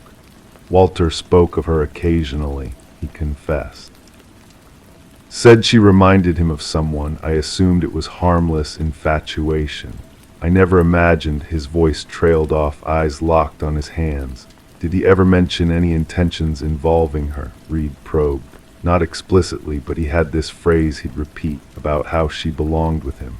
I thought it was mere talk. Armed with a warrant, Reed ventured into Walter's untouched workplace locker, unveiling a key that unlocked a storage unit under his name. The metal door groaned open, revealing a meticulously arranged replica of Sarah's former life furniture, decor, a mannequin bearing her likeness. A calendar marked a date, a week following Walter's demise, circled in crimson with a solitary decree, "Together." It unraveled that Walter had a history of fixation, stemming from his youth and institutionalization due to erotomania. Released into the world, he had lived quietly until Sarah's presence reignited his dormant obsession. Spread across the precinct's table, crime scene photos painted a chilling portrait of Walter's delusion. In his mind, they shared a unique bond. He believed they were destined to be united, Reed somberly shared with her colleagues. Is there a chance she crossed paths with him unknowingly, triggered this fixation inadvertently? A detective pondered. Reed shook her head. No evidence suggests such an encounter. Sometimes these obsessions need but a whisper, a fleeting glance to ignite. Someone with his history, that could be enough. Sarah made the difficult choice to sell the house, its walls tainted with Walter's unseen presence. During a final walkthrough, she lingered in the living room, haunted by what could have been. I can't help but wonder what might have unfolded if he hadn't passed when he did, she confessed softly. If that loose floorboard had gone unnoticed, how long would I have dwelled here, unaware of his watchful eyes, unaware of the secrets hidden beneath my very foundation? The case was closed following Walter's death, labeled as stalking with intent, though his sinister plans never came to fruition. Sarah, now distanced from the nightmare, altered her routines, safeguarding her privacy with newfound vigilance. Reed, a silent guardian, periodically checked in on her, a reminder of the precipice upon which Sarah had teetered. The cottage found new owners, oblivious to its tainted past. The hidden room was sealed, the floorboards replaced, life flowing onward. Yet for those privy to the truth, the tale of the chamber beneath the floor served as a haunting whisper, a cautionary tale of the unseen perils, of monsters lurking in the shadows, and of souls unknowingly dancing on the brink of their own demise. Story 11. It began with a pocket dial, a mere mishap of technology, static whispers and muffled echoes blending into the background. The operator almost dismissed it as inconsequential until a voice, soft but urgent, pierced through the noise. A woman, her words tinged with fear and desperation, uttered, "He's here." And then an eerie silence descended, swallowing her voice whole. The phone number traced back to an empty house, a once vibrant home now abandoned and left to the mercy of time for years on end. There were no signs of forced entry, no disturbances in the dust that coated every surface. Yet in the dimly lit kitchen, amid the stillness, the phone rested on the counter, its screen faintly glowing with an otherworldly luminescence. The call had been placed mere minutes ago, a chilling anomaly in the realm of the living. Detective Morgan Reed, haunted by the enigmatic whisper that had reached her ears, found herself entranced by the mystery unraveling before her. The abandoned property had once belonged to the Sullivan family, who had fled after a devastating house fire ravaged the West Wing. Since then, the house had stood empty, visited only by a caretaker who swore no intruders had breached its solitude. Background check on the number, Morgan inquired of her partner, Detective Walsh. The answer revealed a ghostly connection, the number registered to Catherine Sullivan, the deceased daughter of the family, who had perished in a tragic car accident 3 years prior. A spectral shiver ran down Morgan's spine as she gazed at the phone nestled in its evidence bag, a relic of the inexplicable. The pieces of the puzzle refused to fit neatly together. A phone call from beyond the grave, a voice that echoed from the mists of memory, Catherine's voice, unmistakably hers, with a 98% certainty match from bygone recordings. The timestamp of the call aligned precisely with the moment of Catherine's untimely passing, a chilling synchronicity that defied rational explanation. As Morgan and Walsh delved deeper into the enigma, they encountered a tapestry of lives intertwined with tragedy. Interviews with Catherine's loved ones unearthed buried secrets and whispered fears. Her father, now remarried, appeared bewildered by the spectral call. Her mother, a solitary figure in a small apartment, crumbled upon hearing her daughter's voice, recognizing the echoes of a terrified soul. Mark Jennings, Catherine's former beau at the time of her demise, stood at the center of the storm. An alibi solid as stone, corroborated by witnesses and alibis, yet the specter of doubt lingered like a shadow. How could a call have emanated from an empty house, a call that defied the laws of reality? The revelation came in the form of a journal, a chronicle of a love turned sour, of control and fear lurking beneath the facade of affection. Catherine's words, etched in ink, painted a portrait of a relationship veiled in darkness, a relationship with Mark, the man who claimed innocence amidst the gathering storm of suspicion. Forensic revelations unearthed buried truths, buried alongside Catherine's true phone, a silent witness to her final moments of terror. Text messages deleted, secrets buried in the earth, a sinister truth emerging from the depths of deception. As the net closed around Mark, the truth unfurled like a tattered banner in the wind. A shrine to Catherine, a macabre ode to obsession, a manipulation of sound and soul to craft a ghostly facade, all to silence the voice that accused him from beyond the grave. The trial was swift, the verdict resolute, a man condemned by the echoes of a voice long silenced, a voice that refused to fade into the darkness. In the hushed courtroom, justice prevailed not through supernatural means, but through the quiet strength of a woman's words etched in ink and memory.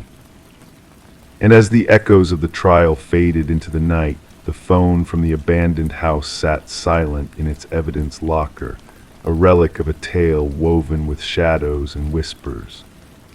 Officers whispered of phantom rings, of a presence that lingered beyond the veil of the living, a reminder that in the stillness of the night, the voices of the silenced will always find a way to be heard.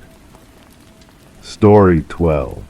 The motel stood as a relic of forgotten days, its worn facade a beacon for weary travelers seeking respite for a single night.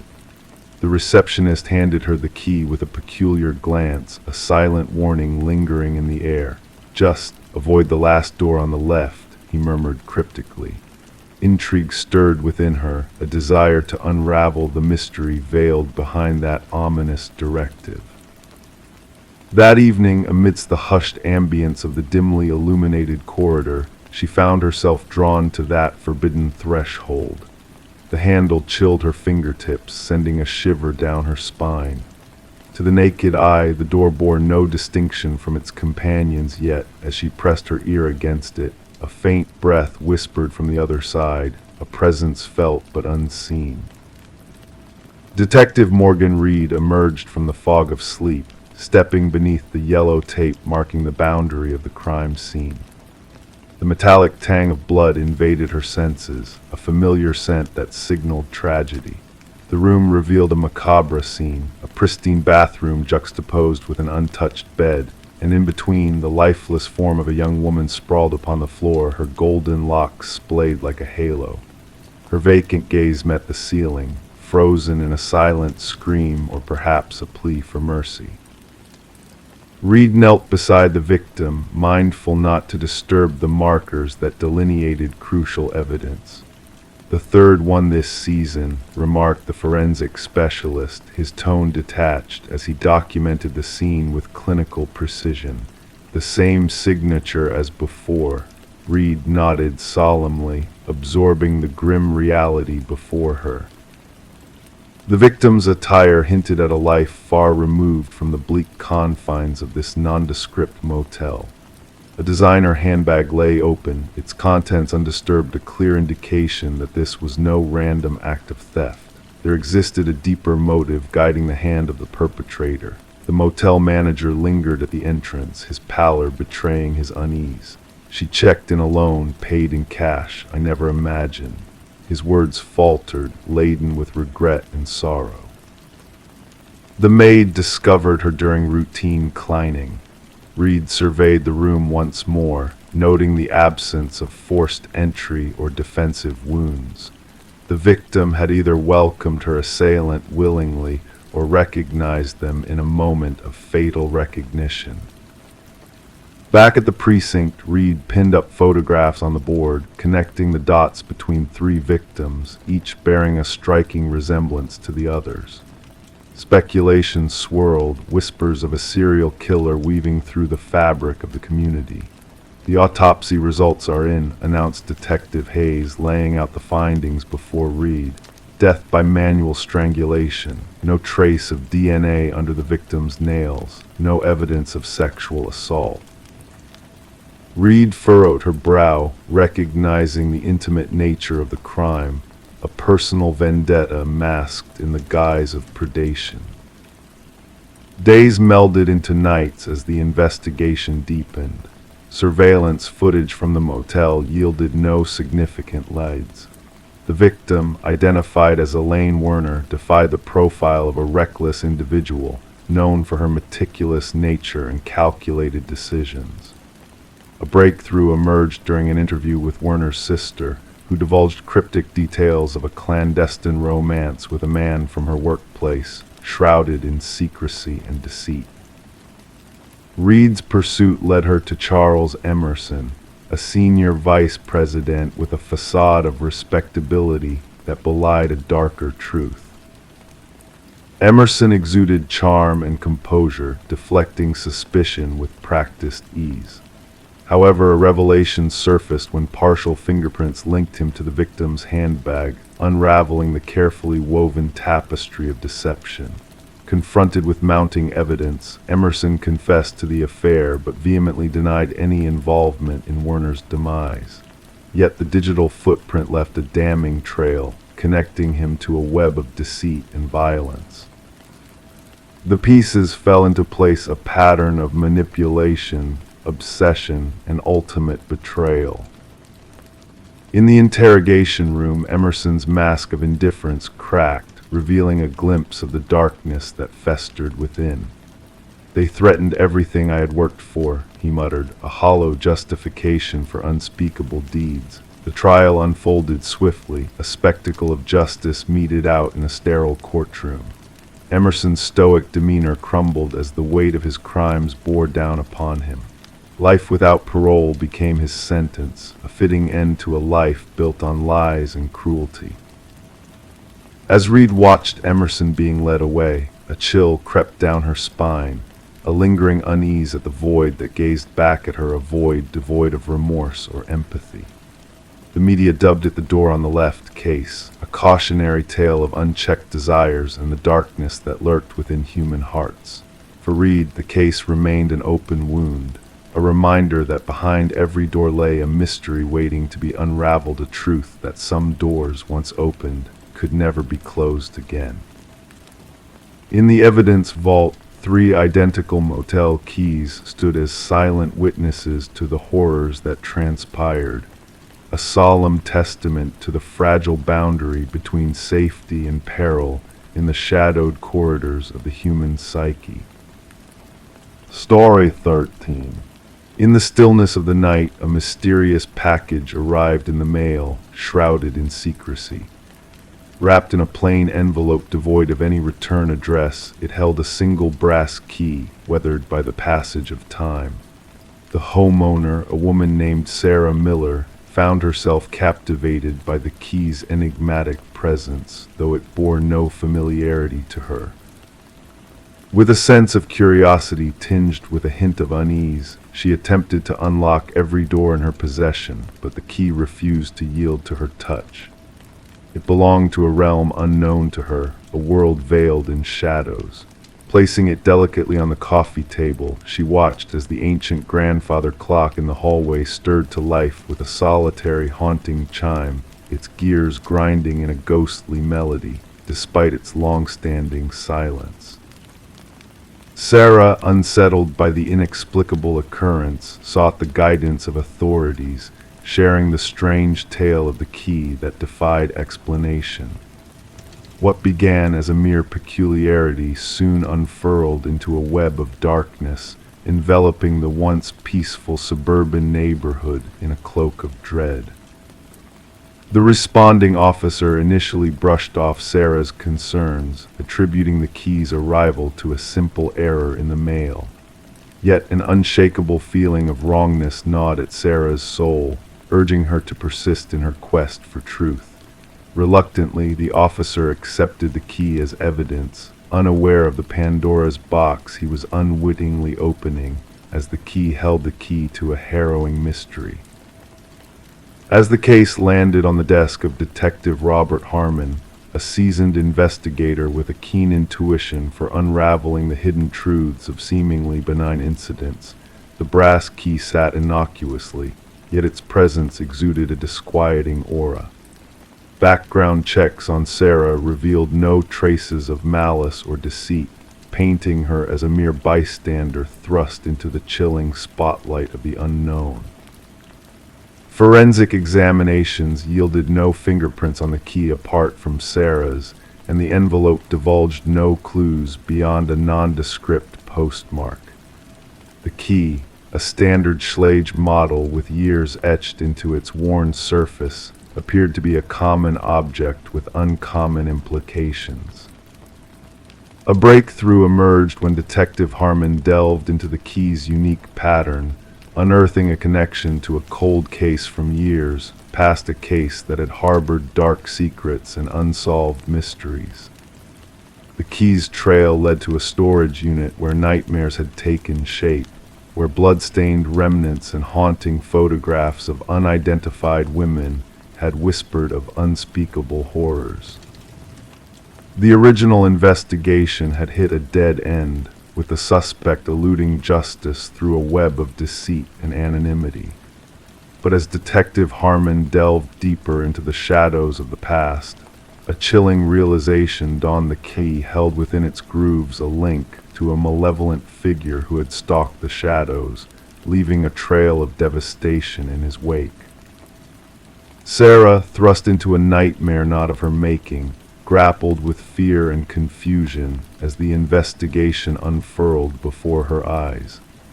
New locks and security measures became her shield against the encroaching darkness, but the question lingered like a specter: why had this key found its way to her? With dogged determination, Harmon's team traced the key's lineage to a former neighbor, Harold Jenkins, a man of shadows and secrets, whose presence had once lingered in the quiet streets of the suburban enclave. Jenkins, a phantom in human form, had slipped through the cracks of society, leaving behind a trail of unanswered questions and unspeakable acts.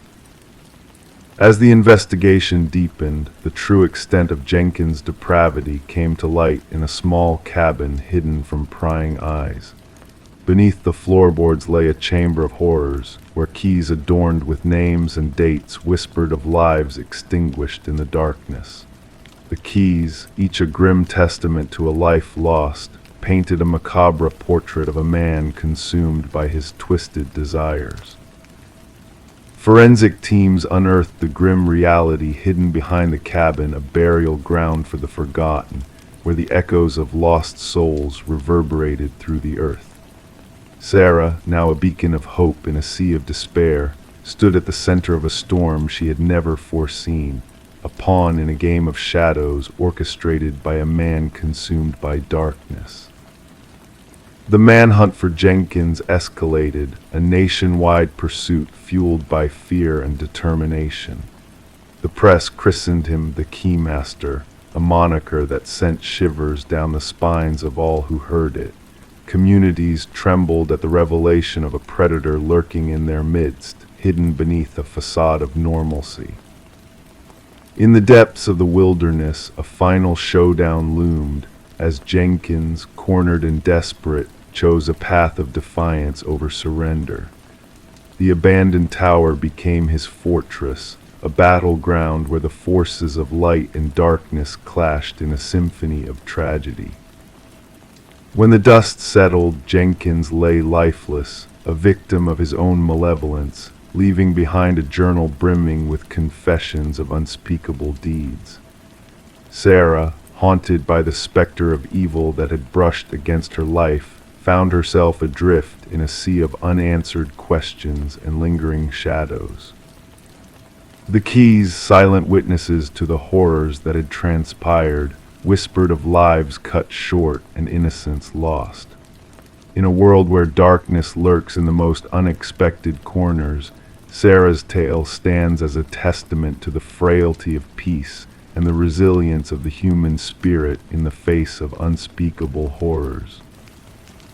And as the clock ticked on, its chimes a somber reminder of the fragility of existence, the echoes of the past reverberated through the corridors of time, a chilling reminder that evil, in all its forms, can wear the mask of the familiar and the mundane. Story 14. In the stillness of the night, a flicker caught the mother's eye on the baby monitor, a fleeting glitch, she thought. Brushing it off as mere interference, she continued her nightly routine. But then a crackling static filled the room, and a hushed voice pierced through the darkness, whispering, "SHHH, go back to sleep." Chills ran down her spine as her blood turned to ice. Racing to her son's room, heart pounding in her chest, she found the crib empty, the window sealed shut, the door securely locked. The only anomaly was the stuffed rabbit lying on the floor, its unblinking black eyes fixed on her. Rebecca's screams echoed through the house until her voice grew hoarse, reaching the ears of concerned neighbors who swiftly dialed emergency services. When the authorities arrived, they discovered her cradling the rabbit, lost in a trance on the nursery floor. Little Samuel, only 4 months old, had vanished without a trace. The investigation that followed yielded more questions than answers. No signs of forced entry, no breaches in the security system. The baby monitor footage showed nothing out of the ordinary except for that eerie voice and crackling static, leaving investigators baffled. Initially, suspicion fell upon Rebecca. Her strained marriage to Daniel, who was away on business at the time, and her history of seeking help for postpartum depression painted a suspicious picture. Even her composed demeanor during questioning raised eyebrows among the detectives. But then a breakthrough emerged. Microscopic fibers on the nursery windowsill, foreign to the household, hinted at an intruder skilled in climbing. Security footage from the neighbors revealed a shadowy figure moving under the cover of night, and a specialized boot print in the garden soil added to the puzzle. As the focus shifted, Daniel returned from his trip, bewildered by the unfolding events. His newfound hobby of rock climbing and mysterious calluses on his hands piqued the investigators' interest. Financial records and phone logs unveiled a troubling narrative, casting shadows over his innocence.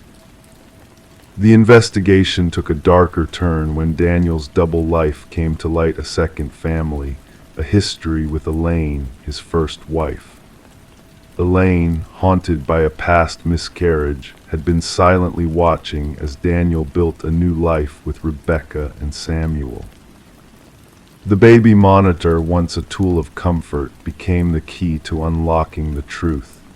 Hacked and manipulated, it led investigators to a basement where Samuel was found in the care of Elaine, a ghostly figure with vacant eyes, clinging to a past that had slipped away.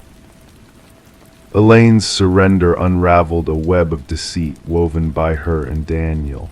Encrypted messages, climbing equipment fibers, and damning audio evidence painted a picture of betrayal and greed. In a courtroom hushed by the weight of truth, the whispers from that fateful night echoed once more, sealing their fate. The jury's swift verdict brought justice to light. Daniel and Elaine faced the consequences of their actions, while Rebecca and Samuel sought solace in a new beginning far from the shadows of the past. As the case closed, a silent reminder of that night remained in Rebecca's possession: the stuffed rabbit, a witness to the darkness that lurked beyond the monitor's screen. The truth, though chilling, had been uncovered, reshaping the way we guard against the unseen dangers that linger in the night. 3:15, the gentle current whispered its lullaby that morning, the water embracing the shoreline with a serene stillness. The fisherman's gaze wandered lazily, entranced by the glassy surface, until a peculiar sight caught his eye: an abandoned suitcase bobbing near the edge. Initially dismissing it as discarded belongings, he hesitated, drawn closer by an inexplicable curiosity. But as he approached, a noxious odor crept into his senses, thick and suffocating, unmistakable in its grim nature. The case, adorned with rusty chains, bore the scars of time and exposure.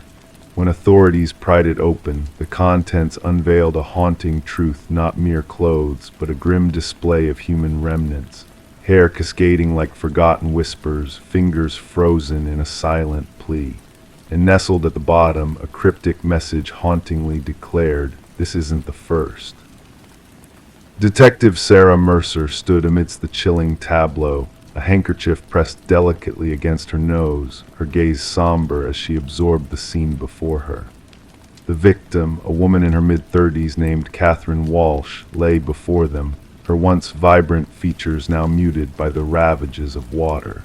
The meticulous work of the medical examiner painted a somber picture, each detail meticulously catalogued before the body was gently lifted away. Yet amidst the horror, it was the peculiar care taken in the victim's presentation that struck Mercer, a macabre elegance in the midst of tragedy. "She was not simply disposed of here," Mercer murmured softly, her eyes tracing the gentle dance of the water against the muddy shore.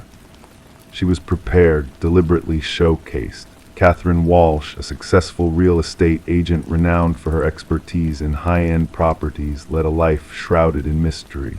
Divorced, childless, she dwelled in solitude within an upscale enclave, her aura of ambition and discretion leaving few clues to her inner world.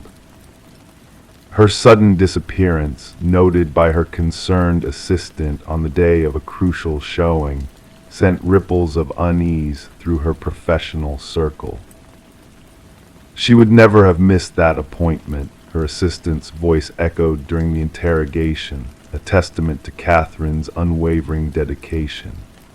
The missing woman's home, a modernist sanctuary of perfection, revealed a meticulously curated existence. Every corner pristine, every surface untouched by imperfection. Yet within her office, a whisper of disorder, a drawer slightly ajar, harboring a leather-bound journal that beckoned to be explored. The final entry within, chilling in its simplicity, hinted at unseen terrors lurking in the shadows. Digital breadcrumbs led the investigation to a perplexing revelation, Walsh's inbox brimming with cryptic messages from unknown sources, all echoing the same unsettling refrain, "I see your perfection." A pattern emerged, a sinister dance of obsession and menace.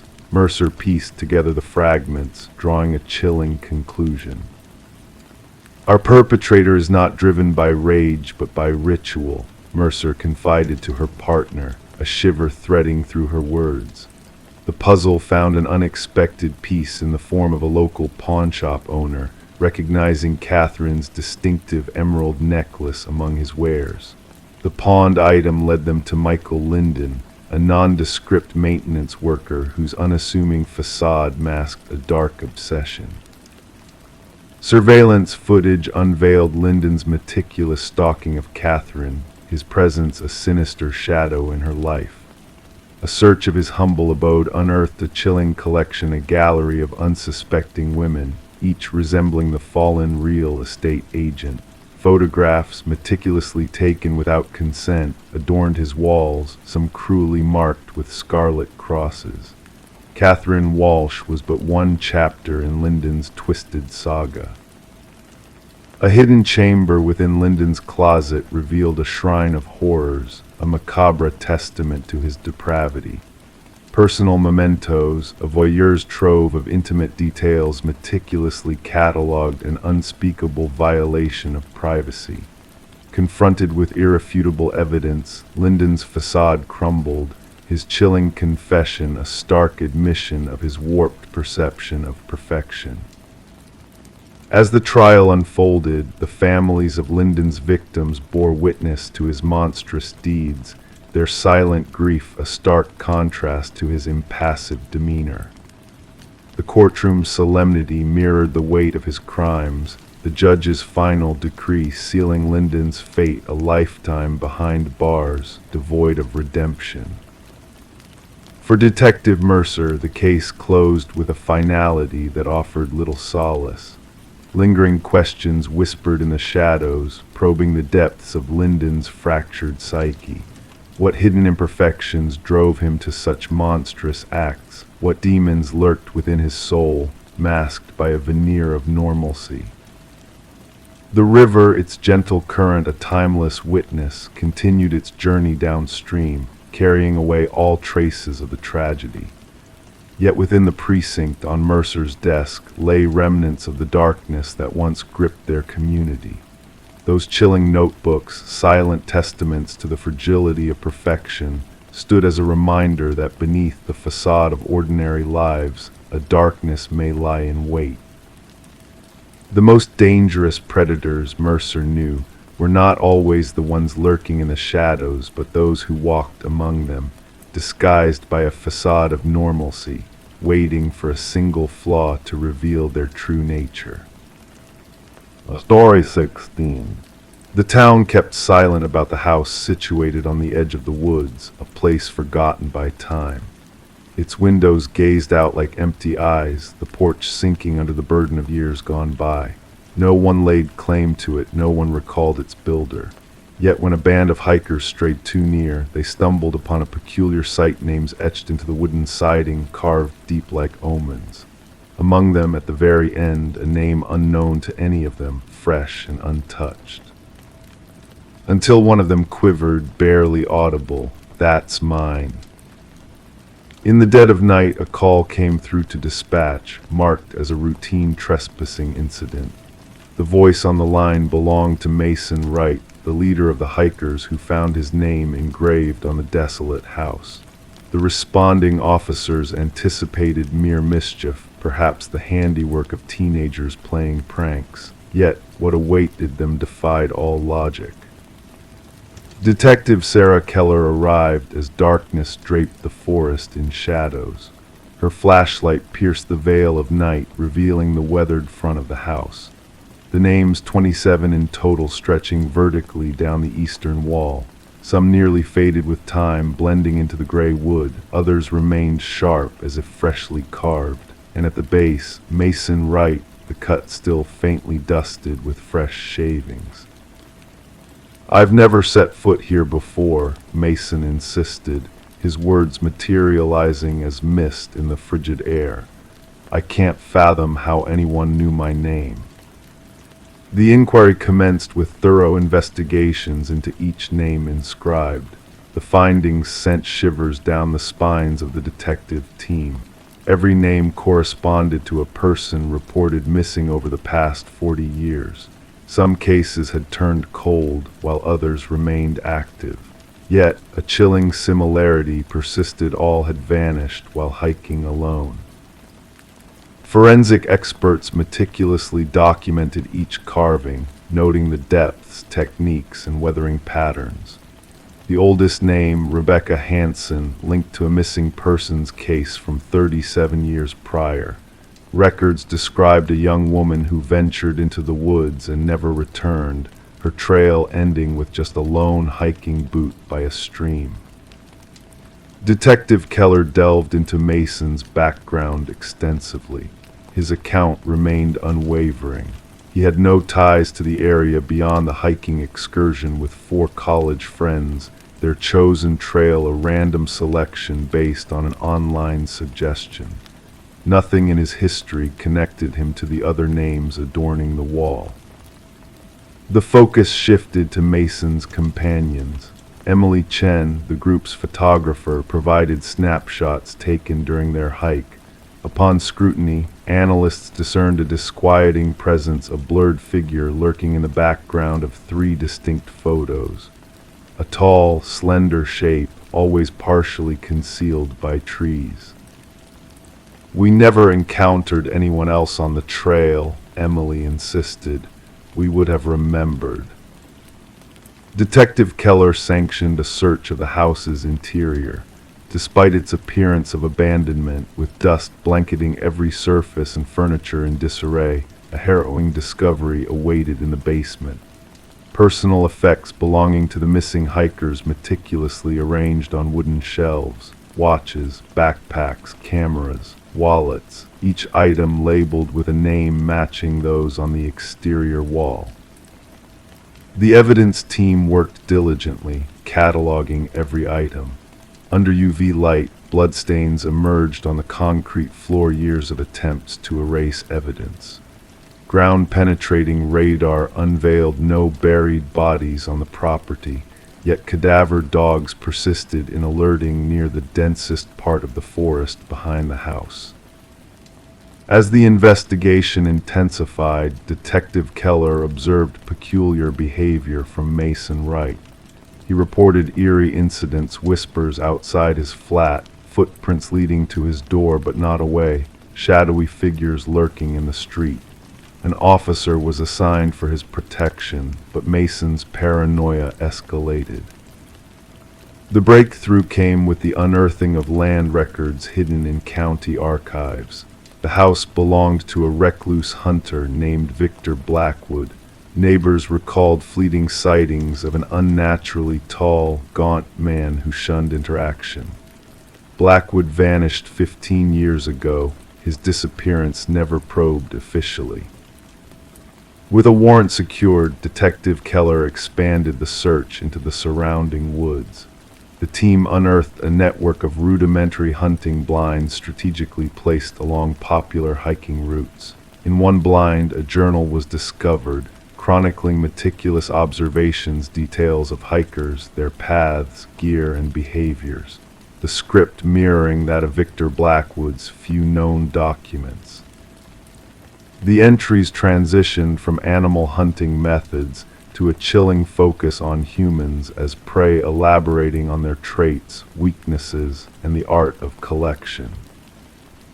The hunt for Blackwood mobilized across jurisdictions.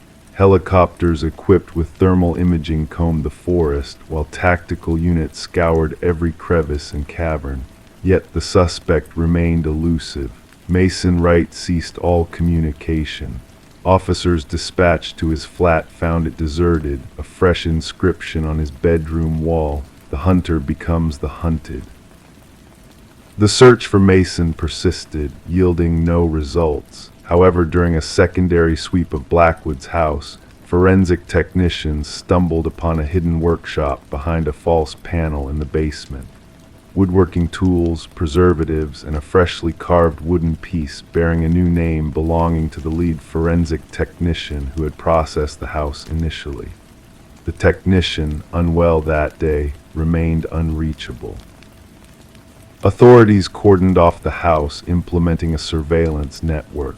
Cameras monitored every approach, motion sensors on high alert. The stage was set. 3 nights later, sensors blared an alert. Security footage captured a figure emerging from the forest, impossibly tall and slender, moving with an unnatural grace.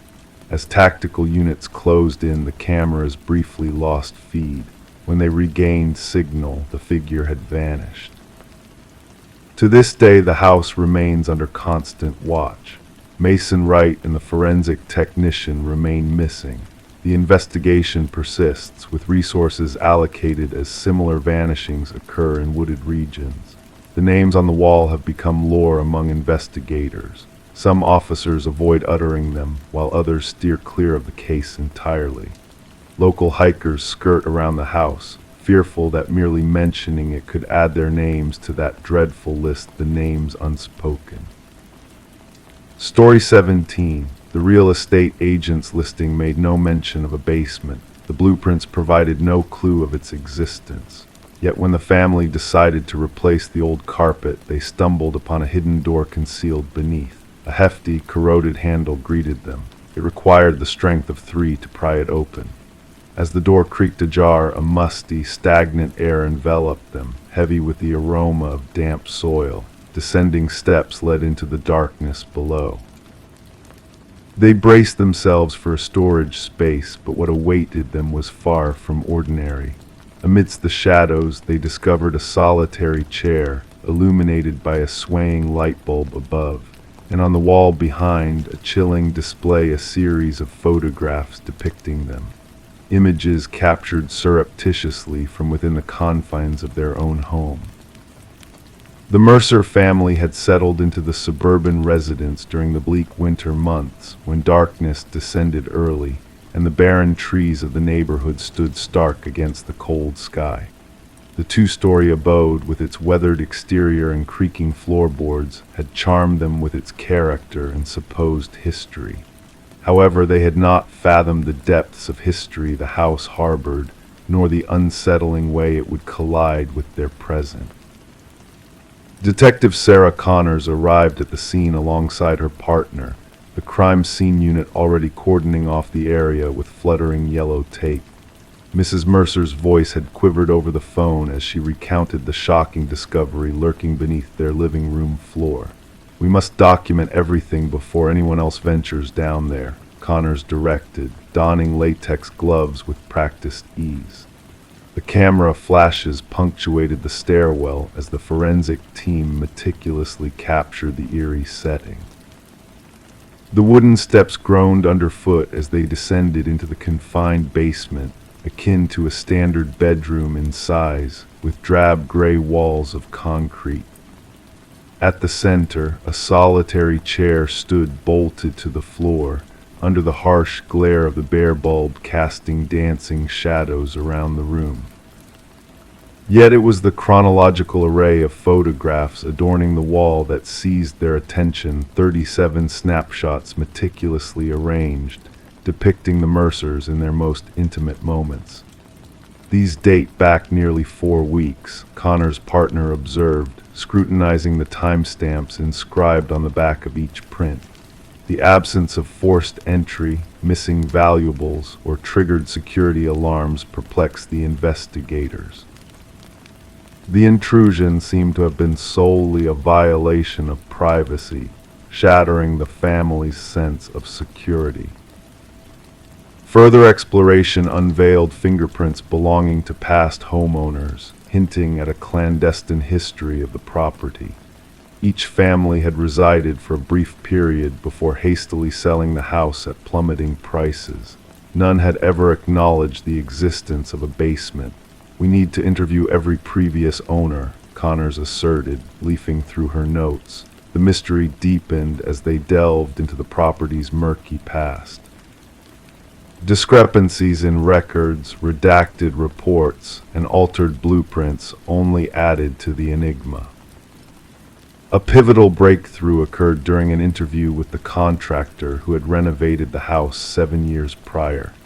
His demeanor paled as he vehemently denied the existence of the basement, adamantly claiming he had stripped the place down to its foundation with no sign of an additional room. The discovery of a memory card concealed within the light fixture unraveled a trove of incriminating evidence. Countless images, not just of the Mercers but of previous occupants, captured their every move within the house. The investigation took a sinister turn with the retrieval of audio files hidden in a weatherproof box within the basement. Recordings of private conversations held in the various rooms of the house, all monitored through sophisticated microphones that had eluded initial detection. "We must inspect every crevice," Connors urged, her voice tinged with urgency. The revelation of a hidden passage behind the photograph wall unveiled a monitoring station equipped with surveillance equipment and a journal detailing meticulous observations of every family that had resided there. The final entries in the journal painted a portrait of escalating delusion, with phrases hinting at an unseen presence observing the families in seclusion.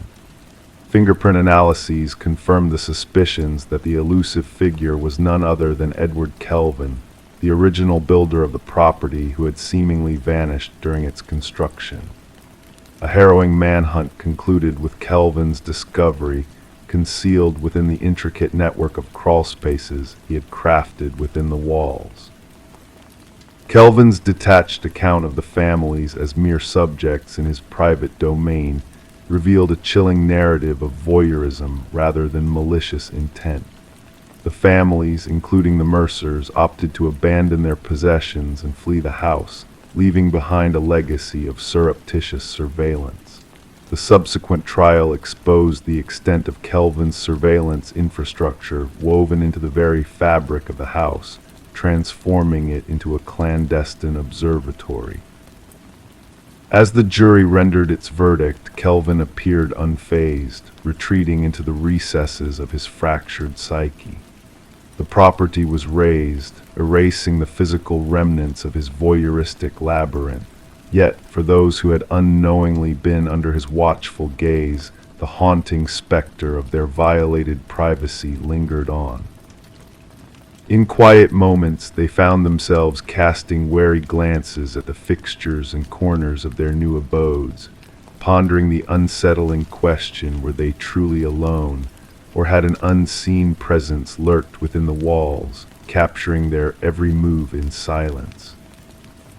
Story 18. The aging apartment held secrets within its worn walls, pipes that groaned mournfully, floorboards that whispered tales of years gone by. Yet the new tenant felt a chill in the air, a presence that lingered in the shadows. It was not the usual settling of an old building she heard in the dead of night. The footsteps echoed above her, deliberate and methodical, a haunting rhythm that danced across the ceiling of her top-floor abode. Sarah Coleman, the tenant, dared one night to challenge the unseen visitor. With trembling hands, she tapped the ceiling with a broomstick, seeking to break the silence that enveloped her. The sound ceased abruptly, leaving a void of eerie stillness in its wake. Then, a single knock reverberated through the room, not from above, but from within the confines of the ceiling itself. Sarah kept the unnerving incident to herself, chalking it up to the peculiarities of an old building. She convinced her mind that it was merely the settling of ancient timbers, or perhaps a small creature seeking refuge in the attic space.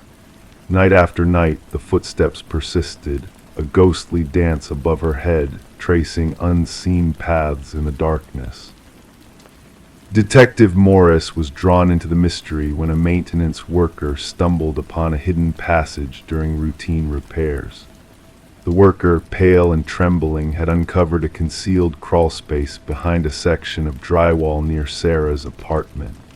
Within this clandestine realm, a makeshift living space was unveiled: discarded wrappers, empty bottles, a soiled blanket, and a weathered notebook. The notebook told a chilling tale of obsession, detailed notes on Sarah's every move, her habits, her very essence meticulously recorded. The once neat handwriting devolved into chaotic scribbles, strange symbols haunting the margins. The subject resists my influence, the final entry lamented. She dares to ignore me. No one ignores me. Forensic teams delved into the hidden passages, unearthing a labyrinthine network intertwined with the building's structure. These clandestine tunnels connected multiple apartments, leading to viewing points disguised within Sarah's dwelling alone. The residents were oblivious, caught in the web of unknowable eyes watching from the shadows. Former tenants whispered of being watched, of unexplained noises and unsettling presences. One had fled after a mere fortnight, haunted by unseen eyes upon them. The pieces began to fall together when traces of blood linked the mystery to a vanished soul, Martin Weaver, a former resident who had disappeared without a trace years before. Edward, a shadowy figure from Sarah's past, emerged as the architect of this sinister game. A recluse who had lived among them, his true nature hidden behind a facade of normalcy. His trail of obscurity led to a remote cabin, a shrine to his twisted fixation on those he had watched and preyed upon. As the investigators unearthed the truth, Edward remained at large, a phantom in the night. The hunt for him pressed on, a race against time to prevent further tragedy. Sarah's fate remained a haunting enigma, her absence a void in the tapestry of lives touched by Edward's malevolent hand. And so Detective Morris found himself haunted by the echoes of Sarah's footsteps in the night, a phantom presence that lingered in the corners of his mind. The specter of Edward loomed large, a reminder that darkness can lurk in the most unsuspecting of places, waiting to ensnare the unwary in its chilling embrace. Story 19. In a place she never fancied exploring, she found herself reluctantly climbing up to the attic when a storm caused a leak in the roof.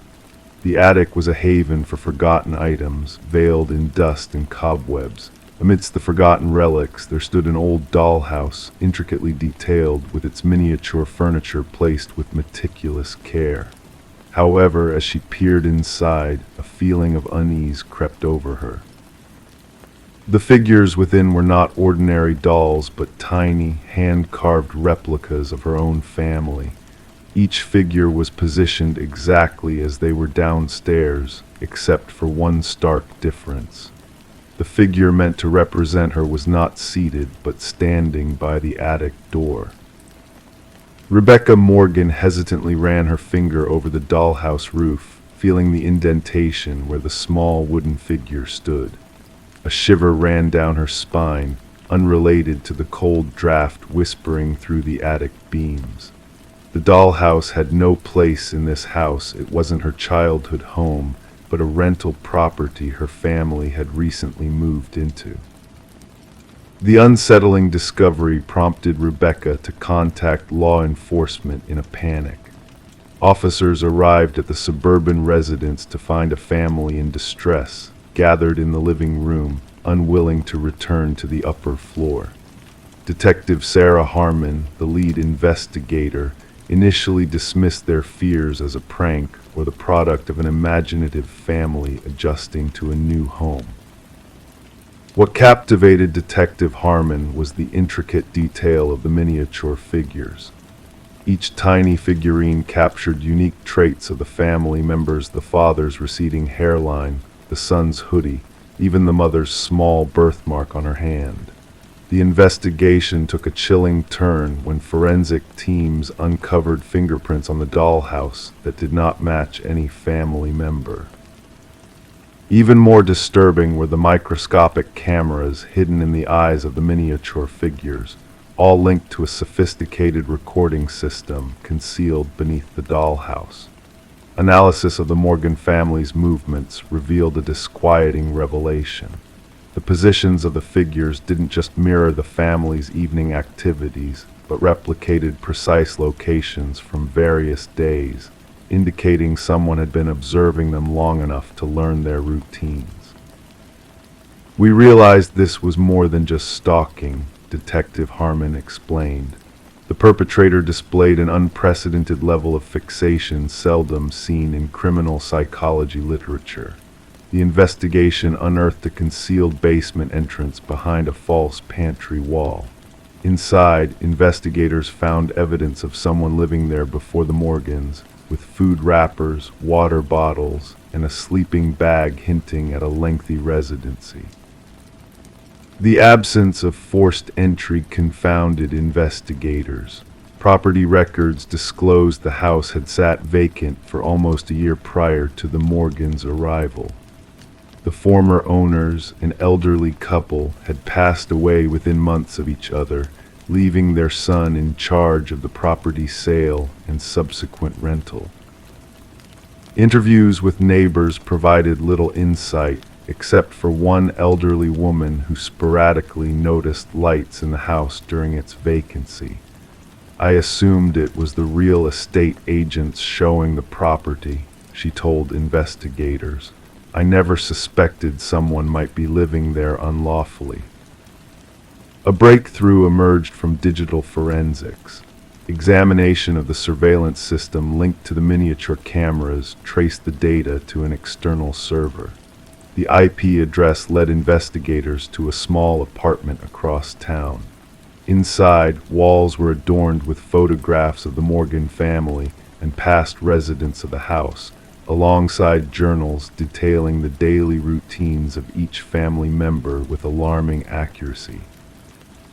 The most unsettling revelation was a workshop filled with partially completed dollhouses, each representing different homes in the vicinity. The apartment belonged to Martin Wells, the son of the previous homeowners. Financial records indicated mounting debt after his parents' demise. Rather than selling the property outright, he had fashioned a concealed living space to monitor the tenants while collecting rent. The dollhouse was his command center, elucidated the forensic psychologist assigned to the case. Each figure symbolized someone under his surveillance. Rebecca's figure by the attic door wasn't a threat, but his acknowledgement of her discovery of his monitoring system. During interrogation, Wells remained eerily composed as he elucidated his motivations. "They were living in my house, sleeping in my parents' room. I needed to ensure they respected it." When asked about the positioned figures, he simply stated, "I needed them to know I was always watching." Psychological evaluation exposed a convoluted case of possessive delusion. Wells couldn't cope with losing his childhood home and devised an elaborate system to retain control over it. The dollhouse became his means of possessing both the property and its occupants. The Morgan family never returned to the house.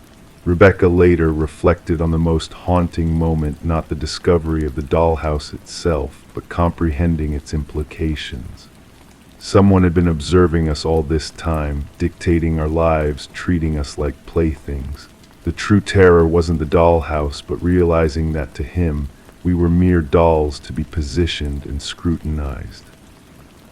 Wells faced numerous charges, including stalking, invasion of privacy, illegal surveillance, and breaking and entering.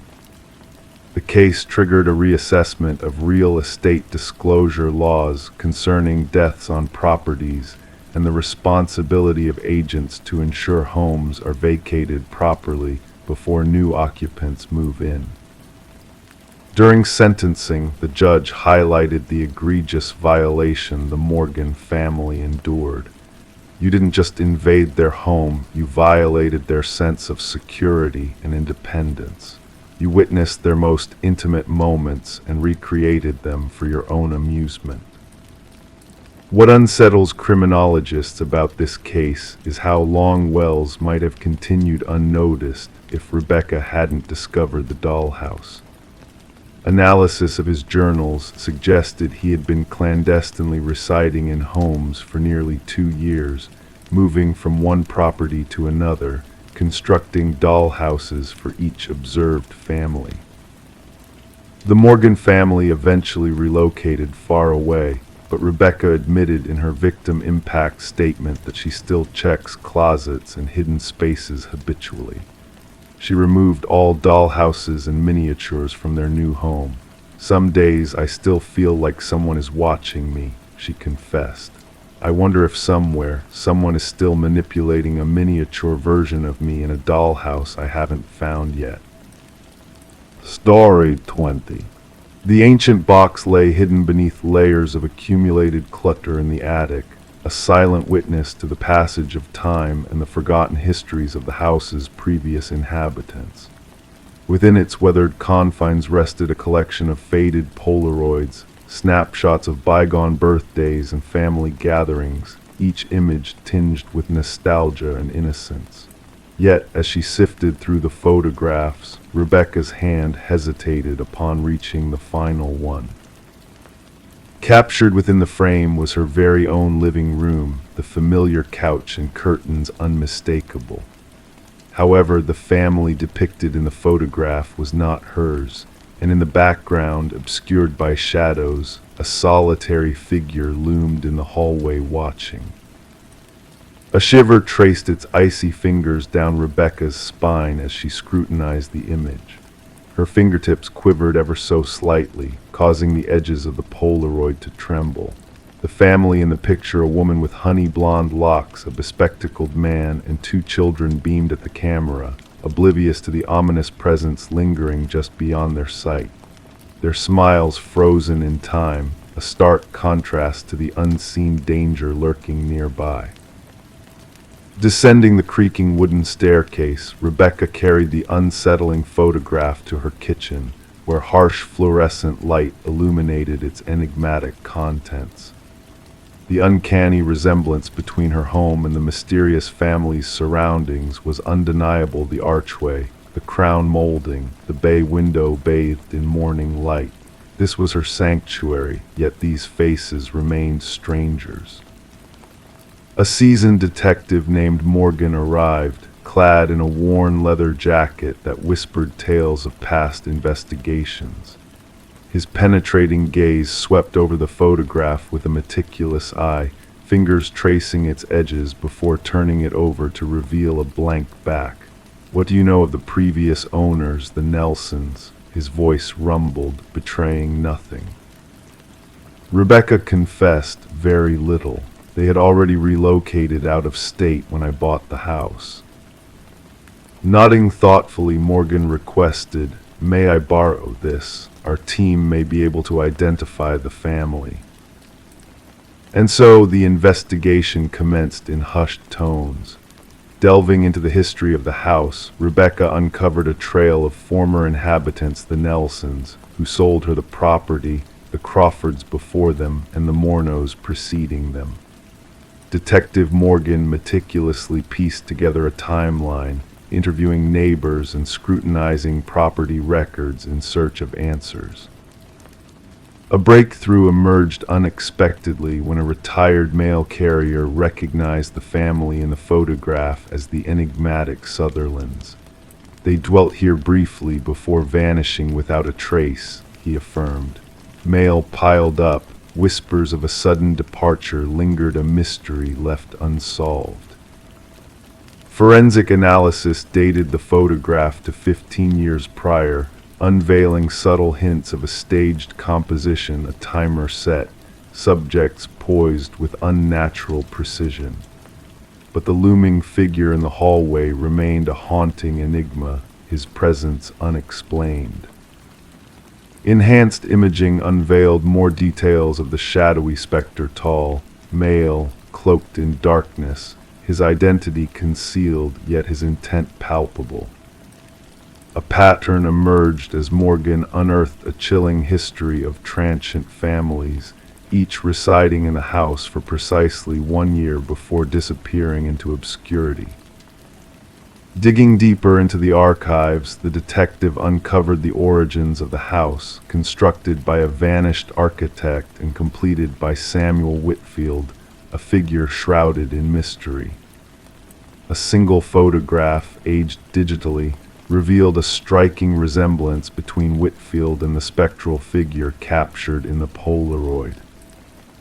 Beneath the house's foundation, a macabre discovery awaited: an underground chamber housing the preserved remains of the missing families, including the Sutherlands. Their silent testimonies bore witness to a sinister past concealed within the walls of the house. As the investigation unfolded, a hidden crawlspace in the attic yielded a chilling revelation: a makeshift sanctuary adorned with a cot, photography equipment, and a journal chronicling the fates of the unsuspecting families. The final entry, ominously recent, hinted at a looming threat to Rebecca herself. Seeking refuge in a hotel under police guard, Rebecca's uneasy slumber was shattered by a nocturnal call, a breathy silence, punctuated by the mechanical whir of a Polaroid camera capturing an unseen specter. The house stood silent, its secrets echoing in the darkened rooms, a haunting reminder of the enigmatic figure who once dwelt within its walls. Samuel Whitfield's fate remained a mystery, his presence lingering like a specter in the night. And as new families settled into new homes, shadows danced on the periphery of their lives, a silent reminder that some mysteries are best left undisturbed, lest one becomes ensnared in the chilling embrace of the past. Story 21. In a sleepy town where time seemed to drift lazily by, there was a costume shop that had seen better days. Its windows were fogged with age, and its sign creaked in the gentle breeze, announcing its imminent closure. Inside, the air was heavy with the scent of old fabrics and memories long forgotten.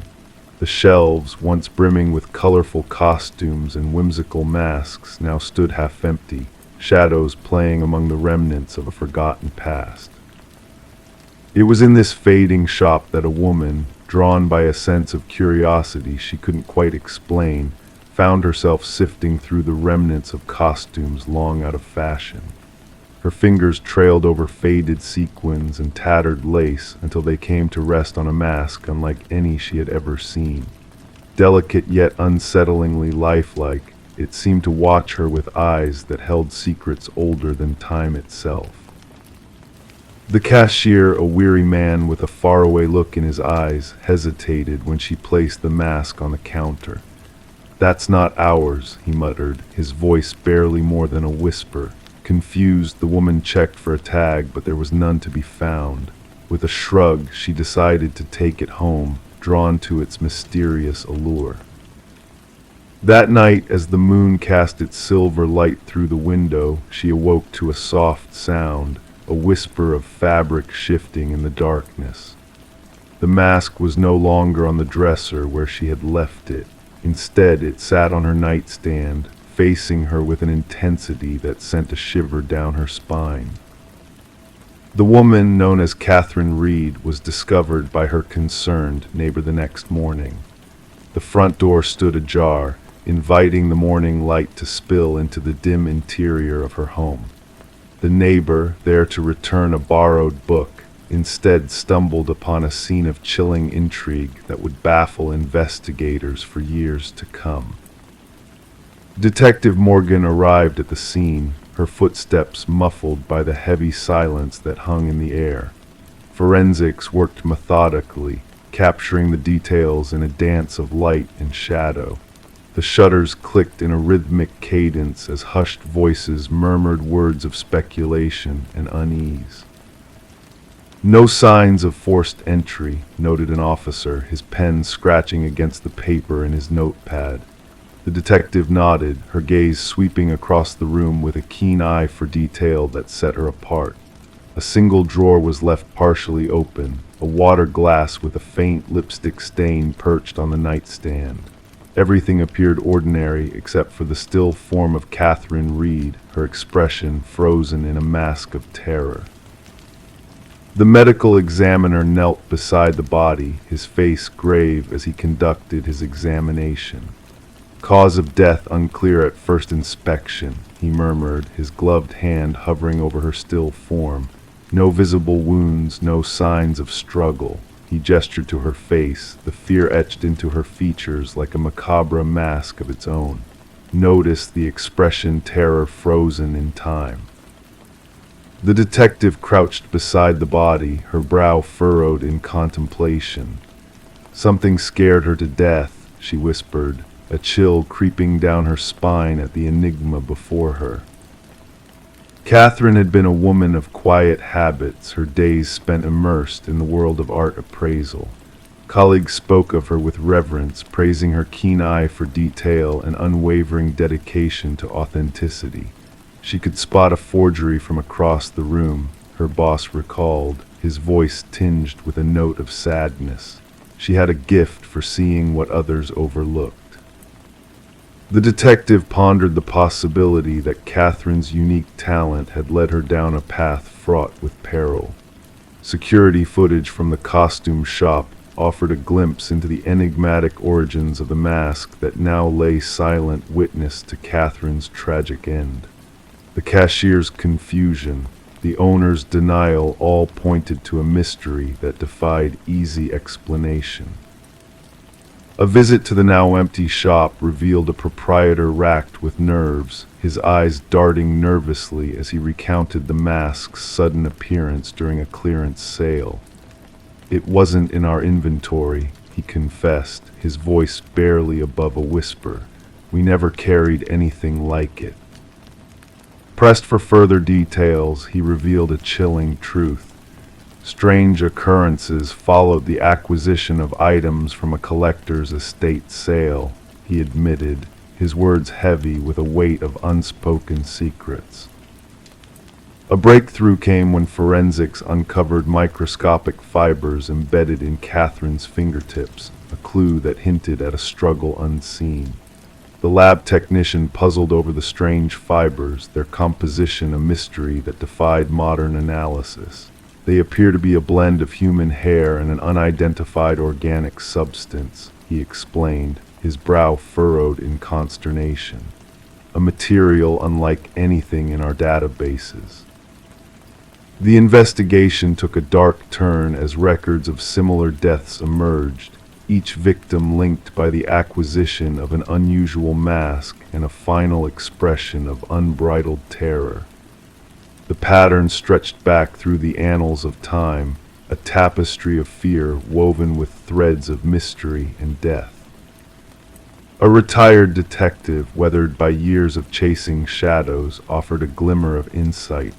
In a dimly lit room, he shared his knowledge, hands trembling as he pushed a yellowed file across the table.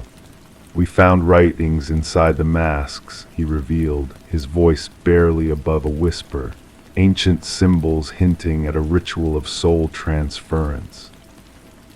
The breakthrough came from an unexpected source, a journal hidden in Catherine's apartment, a testament to her growing unease in the face of an unknowable threat. Her final entry spoke of whispers in the darkness, of a mask that moved of its own accord, its empty eyes fixed on her with a hunger that chilled her to the bone.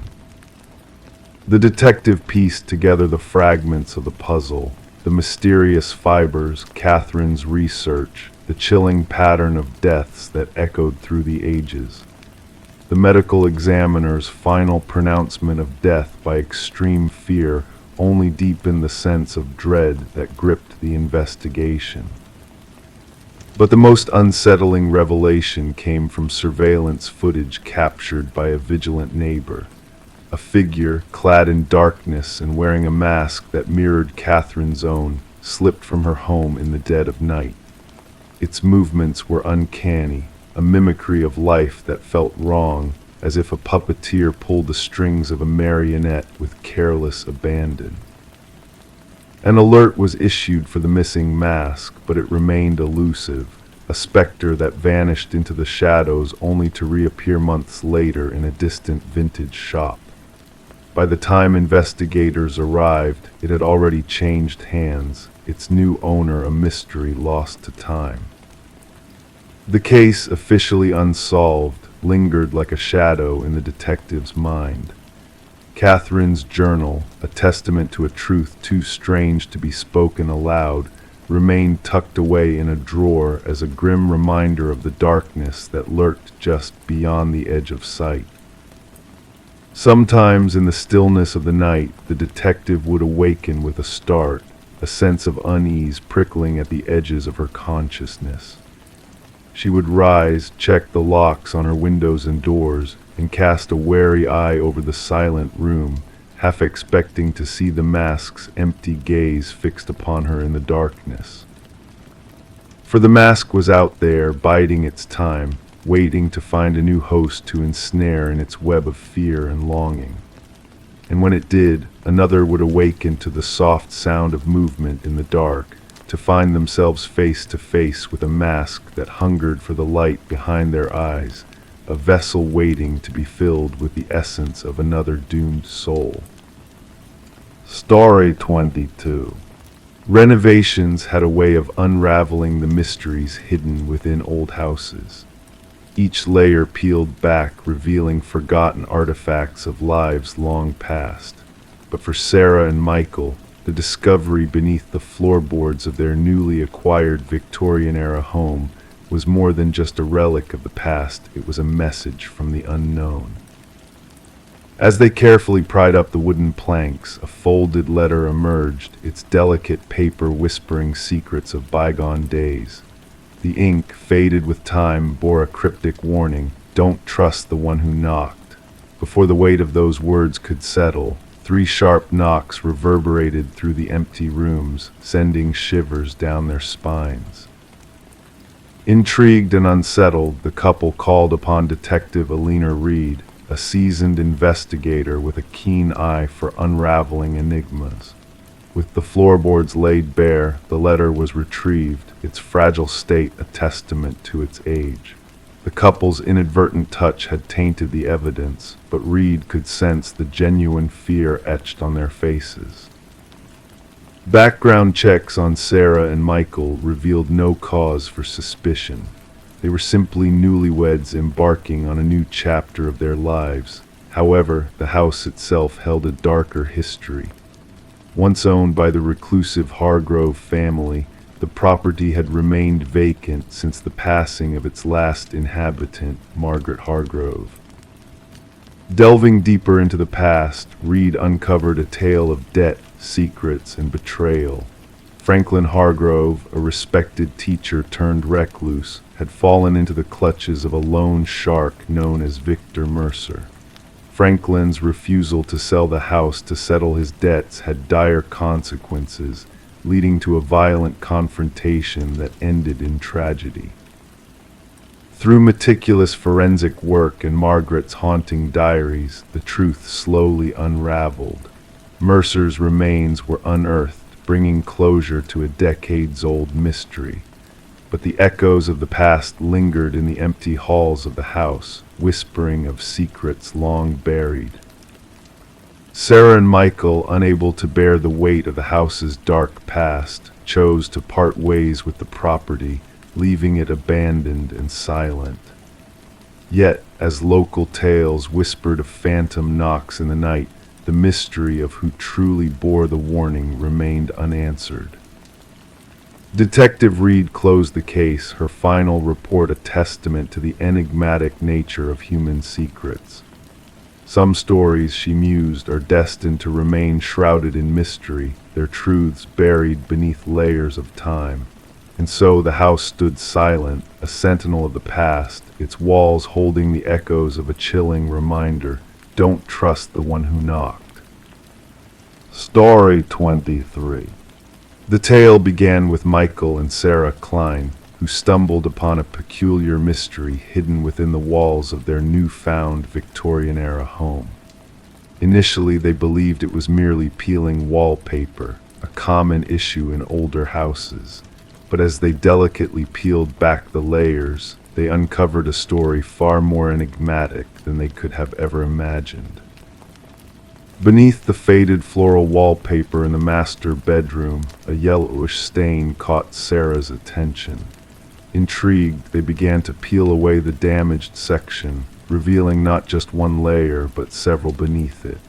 Each layer held a piece of the past, with outdated patterns from decades gone by. However, it was the third layer that held the key to the mystery. Scrawled in dark ink, covering every inch of the wall, was a name: Alina Winters. The name repeated over and over, the handwriting growing more frantic and uneven as they traced it with their fingers. Alina Winters, Sarah whispered, her voice barely above a breath. The discovery sent shivers down their spines, igniting a curiosity that soon turned into an insatiable obsession to unravel the enigma. Late into the night, Michael sat at the kitchen island, the glow of his laptop casting an eerie light as he delved into property records and online searches. The name Alina Winters yielded little results until they stumbled upon a decades-old missing persons case. The photograph of the missing woman bore a striking resemblance to the previous homeowner, Margaret Cavendish.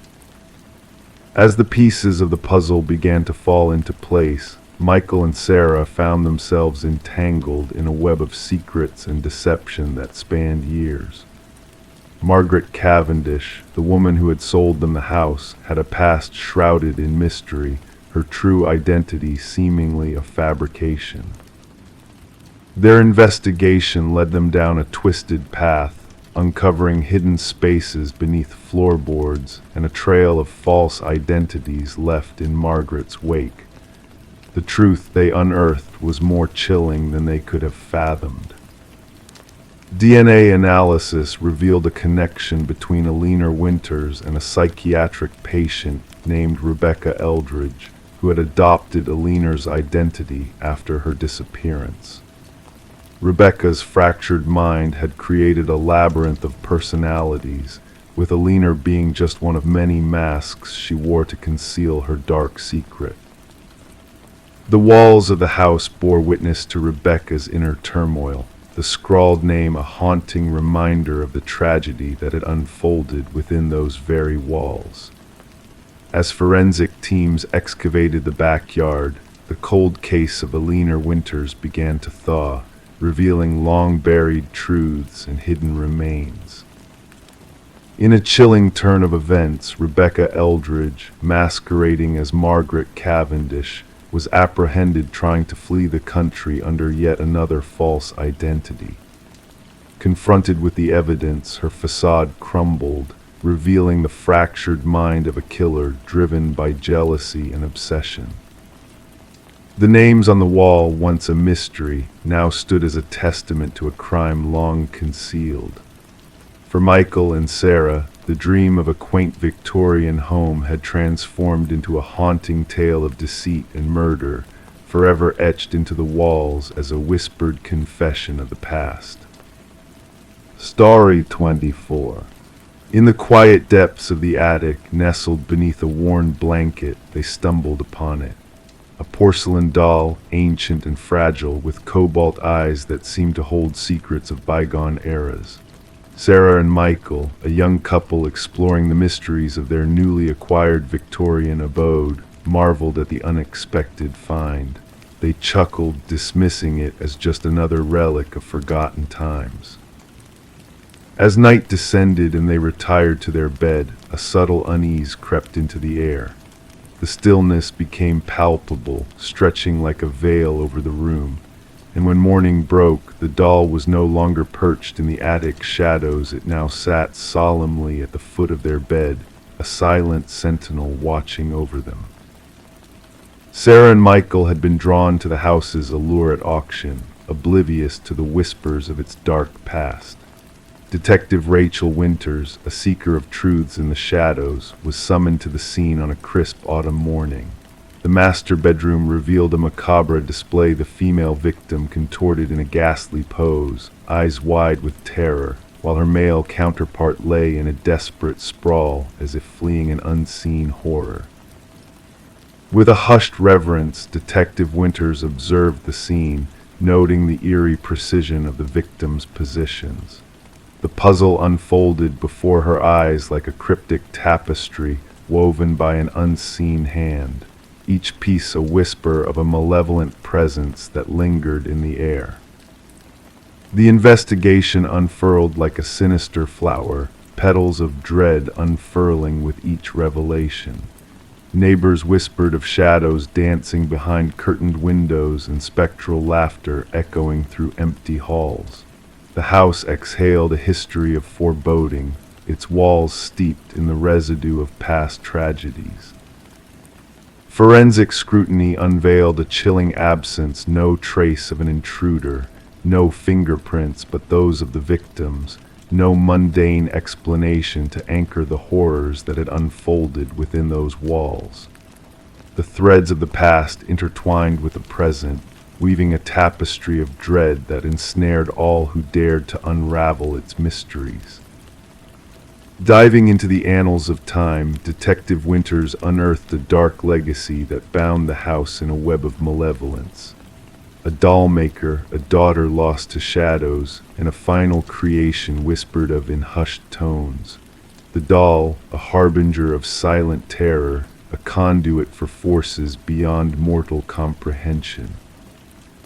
As the investigation delved deeper, revelations surfaced like specters in the night, a lineage tainted by the touch of the uncanny, a legacy of twisted artistry that transcended the boundaries of life and death. The doll held sway over the house, a puppet master in a play of shadows. The night sky bore witness to whispered secrets and unseen hands that guided the fates of those who dared to disturb the slumber of the dollmaker's creation. Detective Winters stood at the precipice of understanding, teetering on the brink of a truth that defied rationality.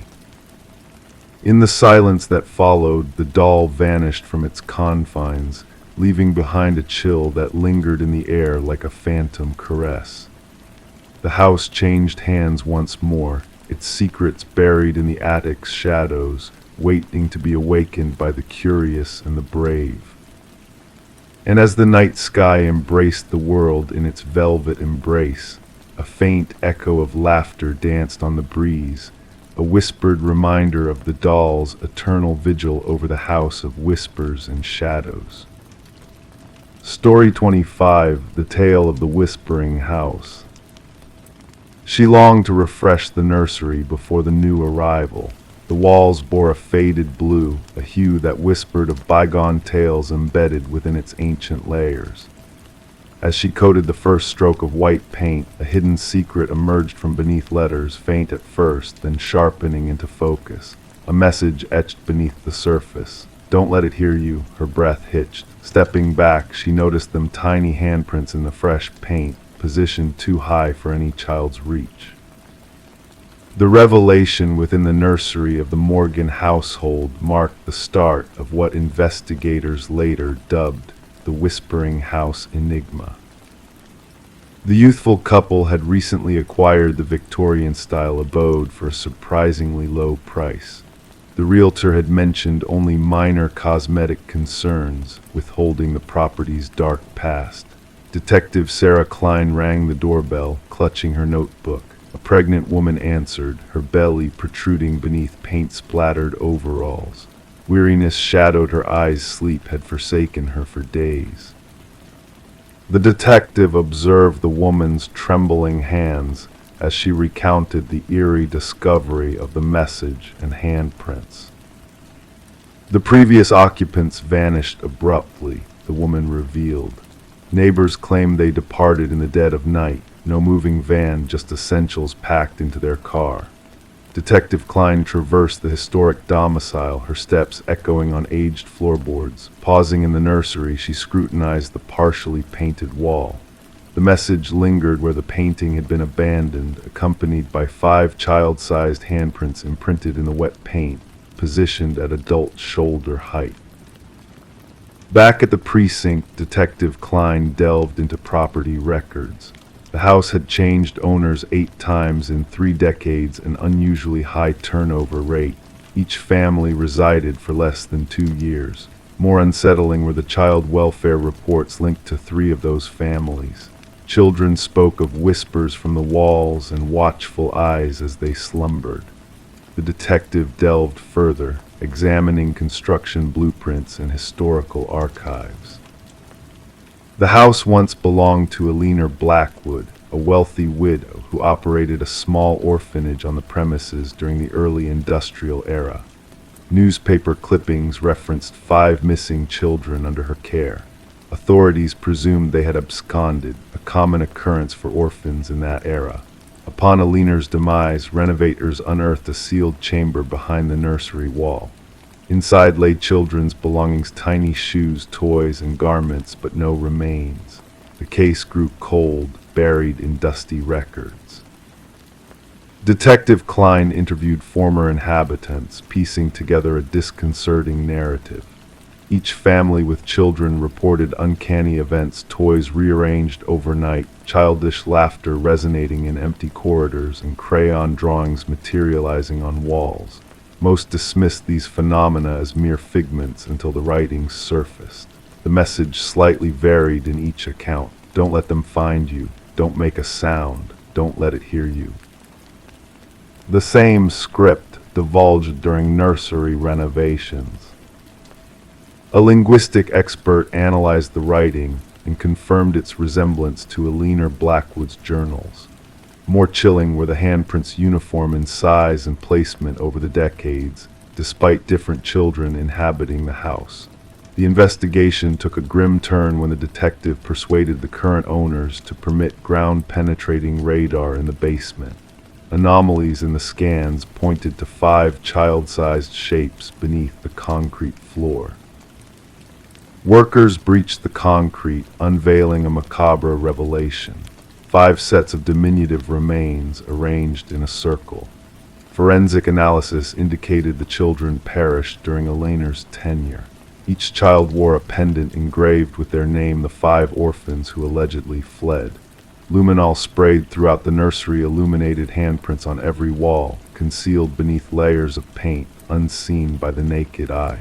Countless handprints at varying heights, as if the children sought to escape. Eleanor's journals, retrieved from county archives, exposed her twisted motive. She believed orphaned children possessed potent spiritual energy.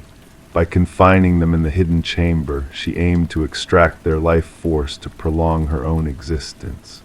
The children etched their warnings into the wall, using nails and metal shards, hoping future occupants would unveil their fate. The case concluded with the proper interment of the 5 victims, their names finally acknowledged as murder victims, not fugitives. The house remained deserted, the expectant couple refusing to re-enter even to retrieve their possessions. Detective Klein submitted her final report, enclosing photos of the luminol illuminated handprints and hidden message.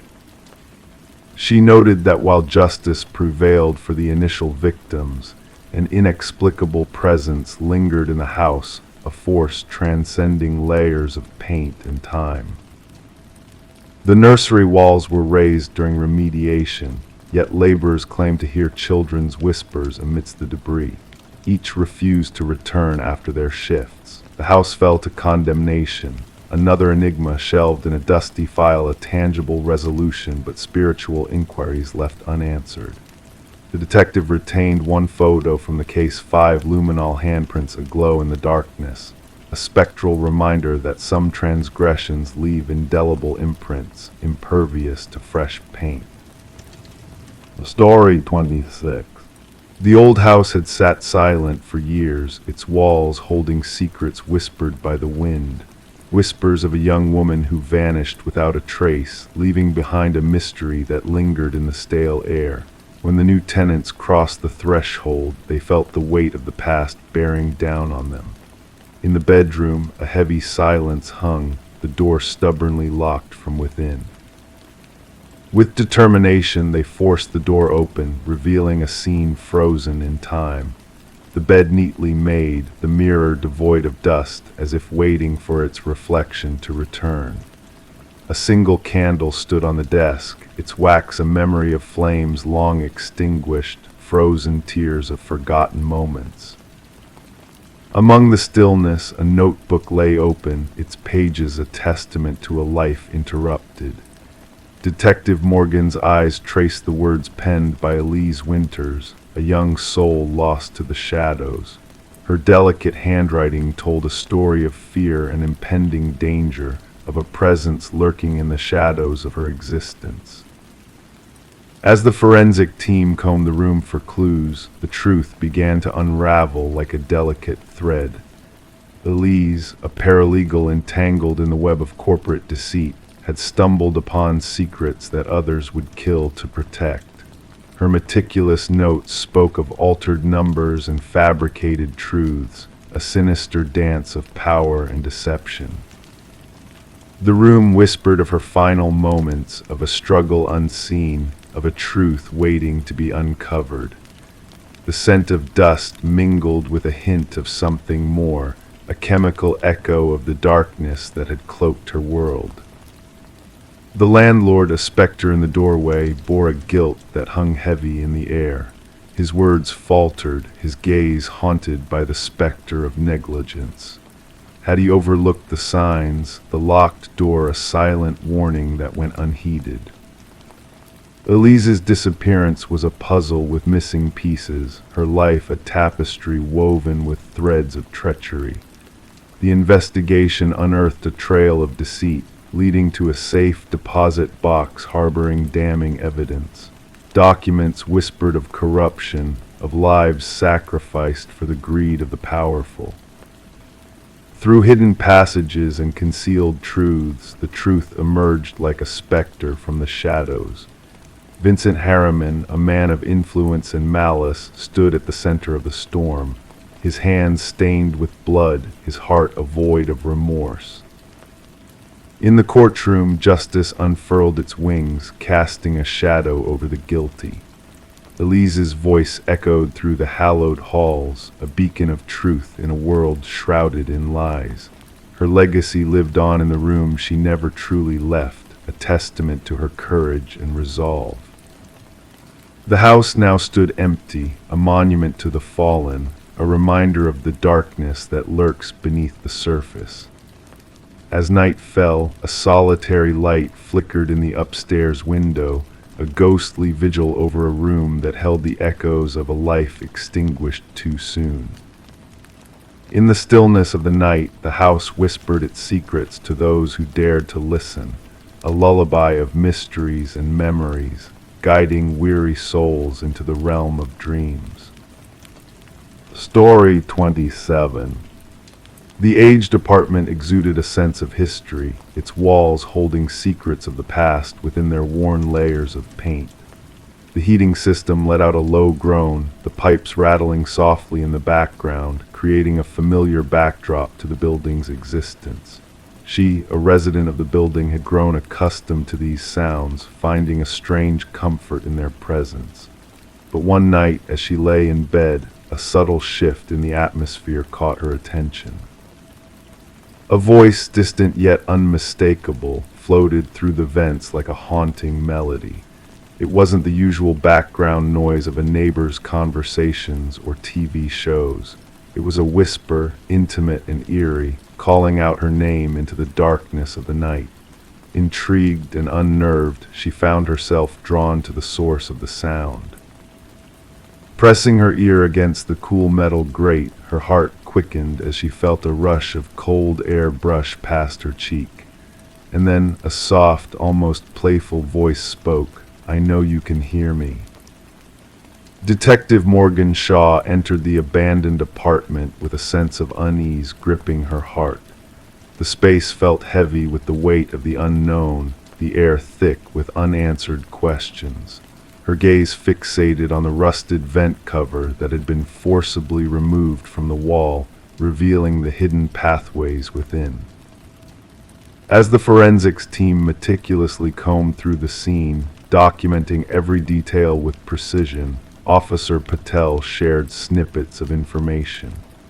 The victim, Alina Reeves, had vanished without a trace, her absence unnoticed until the scent of decay seeped through the walls. What they uncovered within the ventilation system was beyond comprehension. Officer Patel recounted Alina's reports of hearing voices echoing through the vents, a cry for help dismissed as mere imagination by the building management. Shaw knelt beside the vent, tracing the desperate scratch marks etched around its edges. These marks spoke of a struggle, of someone trapped and fighting for escape from within. Alina, a beloved kindergarten teacher, had left behind a life filled with warmth and kindness. Her sudden disappearance had cast a shadow over those who knew her best. Her sister's tearful account painted a picture of a woman plagued by paranoia, convinced of unseen eyes watching her every move. Surveying the apartment, Shaw's sharp eyes caught details that hinted at a sinister presence lurking in the shadows. The meticulously arranged bed, the abandoned coffee mug, the chair positioned beneath the vent, as if waiting for a listener, each element added to the growing unease settling in the detective's gut.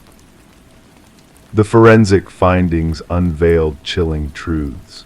Fibers from Alina's clothing entangled in the vent grating, a foreign fingerprint on the vent cover's interior, and most disturbingly, audio recordings from Alina's own phone capturing unsettling conversations with an unseen entity. Delving into the building's past revealed a pattern of tenants fleeing, haunted by inexplicable noises and phantom voices. Harold Weber, the enigmatic building superintendent, emerged as a figure of interest with his access to every corner of the complex. His nonchalant demeanor masked a deeper knowledge of the building's dark secrets. A hidden passage discovered within Alina's bathroom led to a revelation that sent shivers down Shaw's spine. Someone had been living within the walls, a silent observer watching, listening, and whispering to unsuspecting tenants. The truth unfolded as Weber's meticulously kept records exposed his twisted obsession with those he spied on. Weber's arrest brought a semblance of closure, but his cryptic words lingered in Shaw's mind. His assertion that the building itself spoke through him, that his whispers would echo through time, left a chill in the air that refused to dissipate. As the trial unfolded, the extent of Weber's malevolence came to light. His calm facade cracked under the weight of evidence, revealing a predator who had preyed on the vulnerable, ensnaring them in a web of fear and manipulation. The verdict echoed through the courtroom, marking the end of Weber's reign of terror. but the building, tainted by the memories of the past, stood as a silent witness to the horrors that had unfolded within its walls. Residents came and went, but none could escape the whispers that lingered in the air, a reminder of the darkness that still dwelled within. The vacant apartment building now stands as a monument to the chilling legacy of Harold Weber. Despite attempts to erase the traces of his presence, the echoes of his whispers persist, a ghostly reminder of the malevolent force that once dwelt within the walls. The heating system groans, the pipes rattle, and the residents tell themselves it's nothing out of the ordinary. But deep down, they know that the shadows of the past still linger, waiting to be heard once more in the quiet of the night.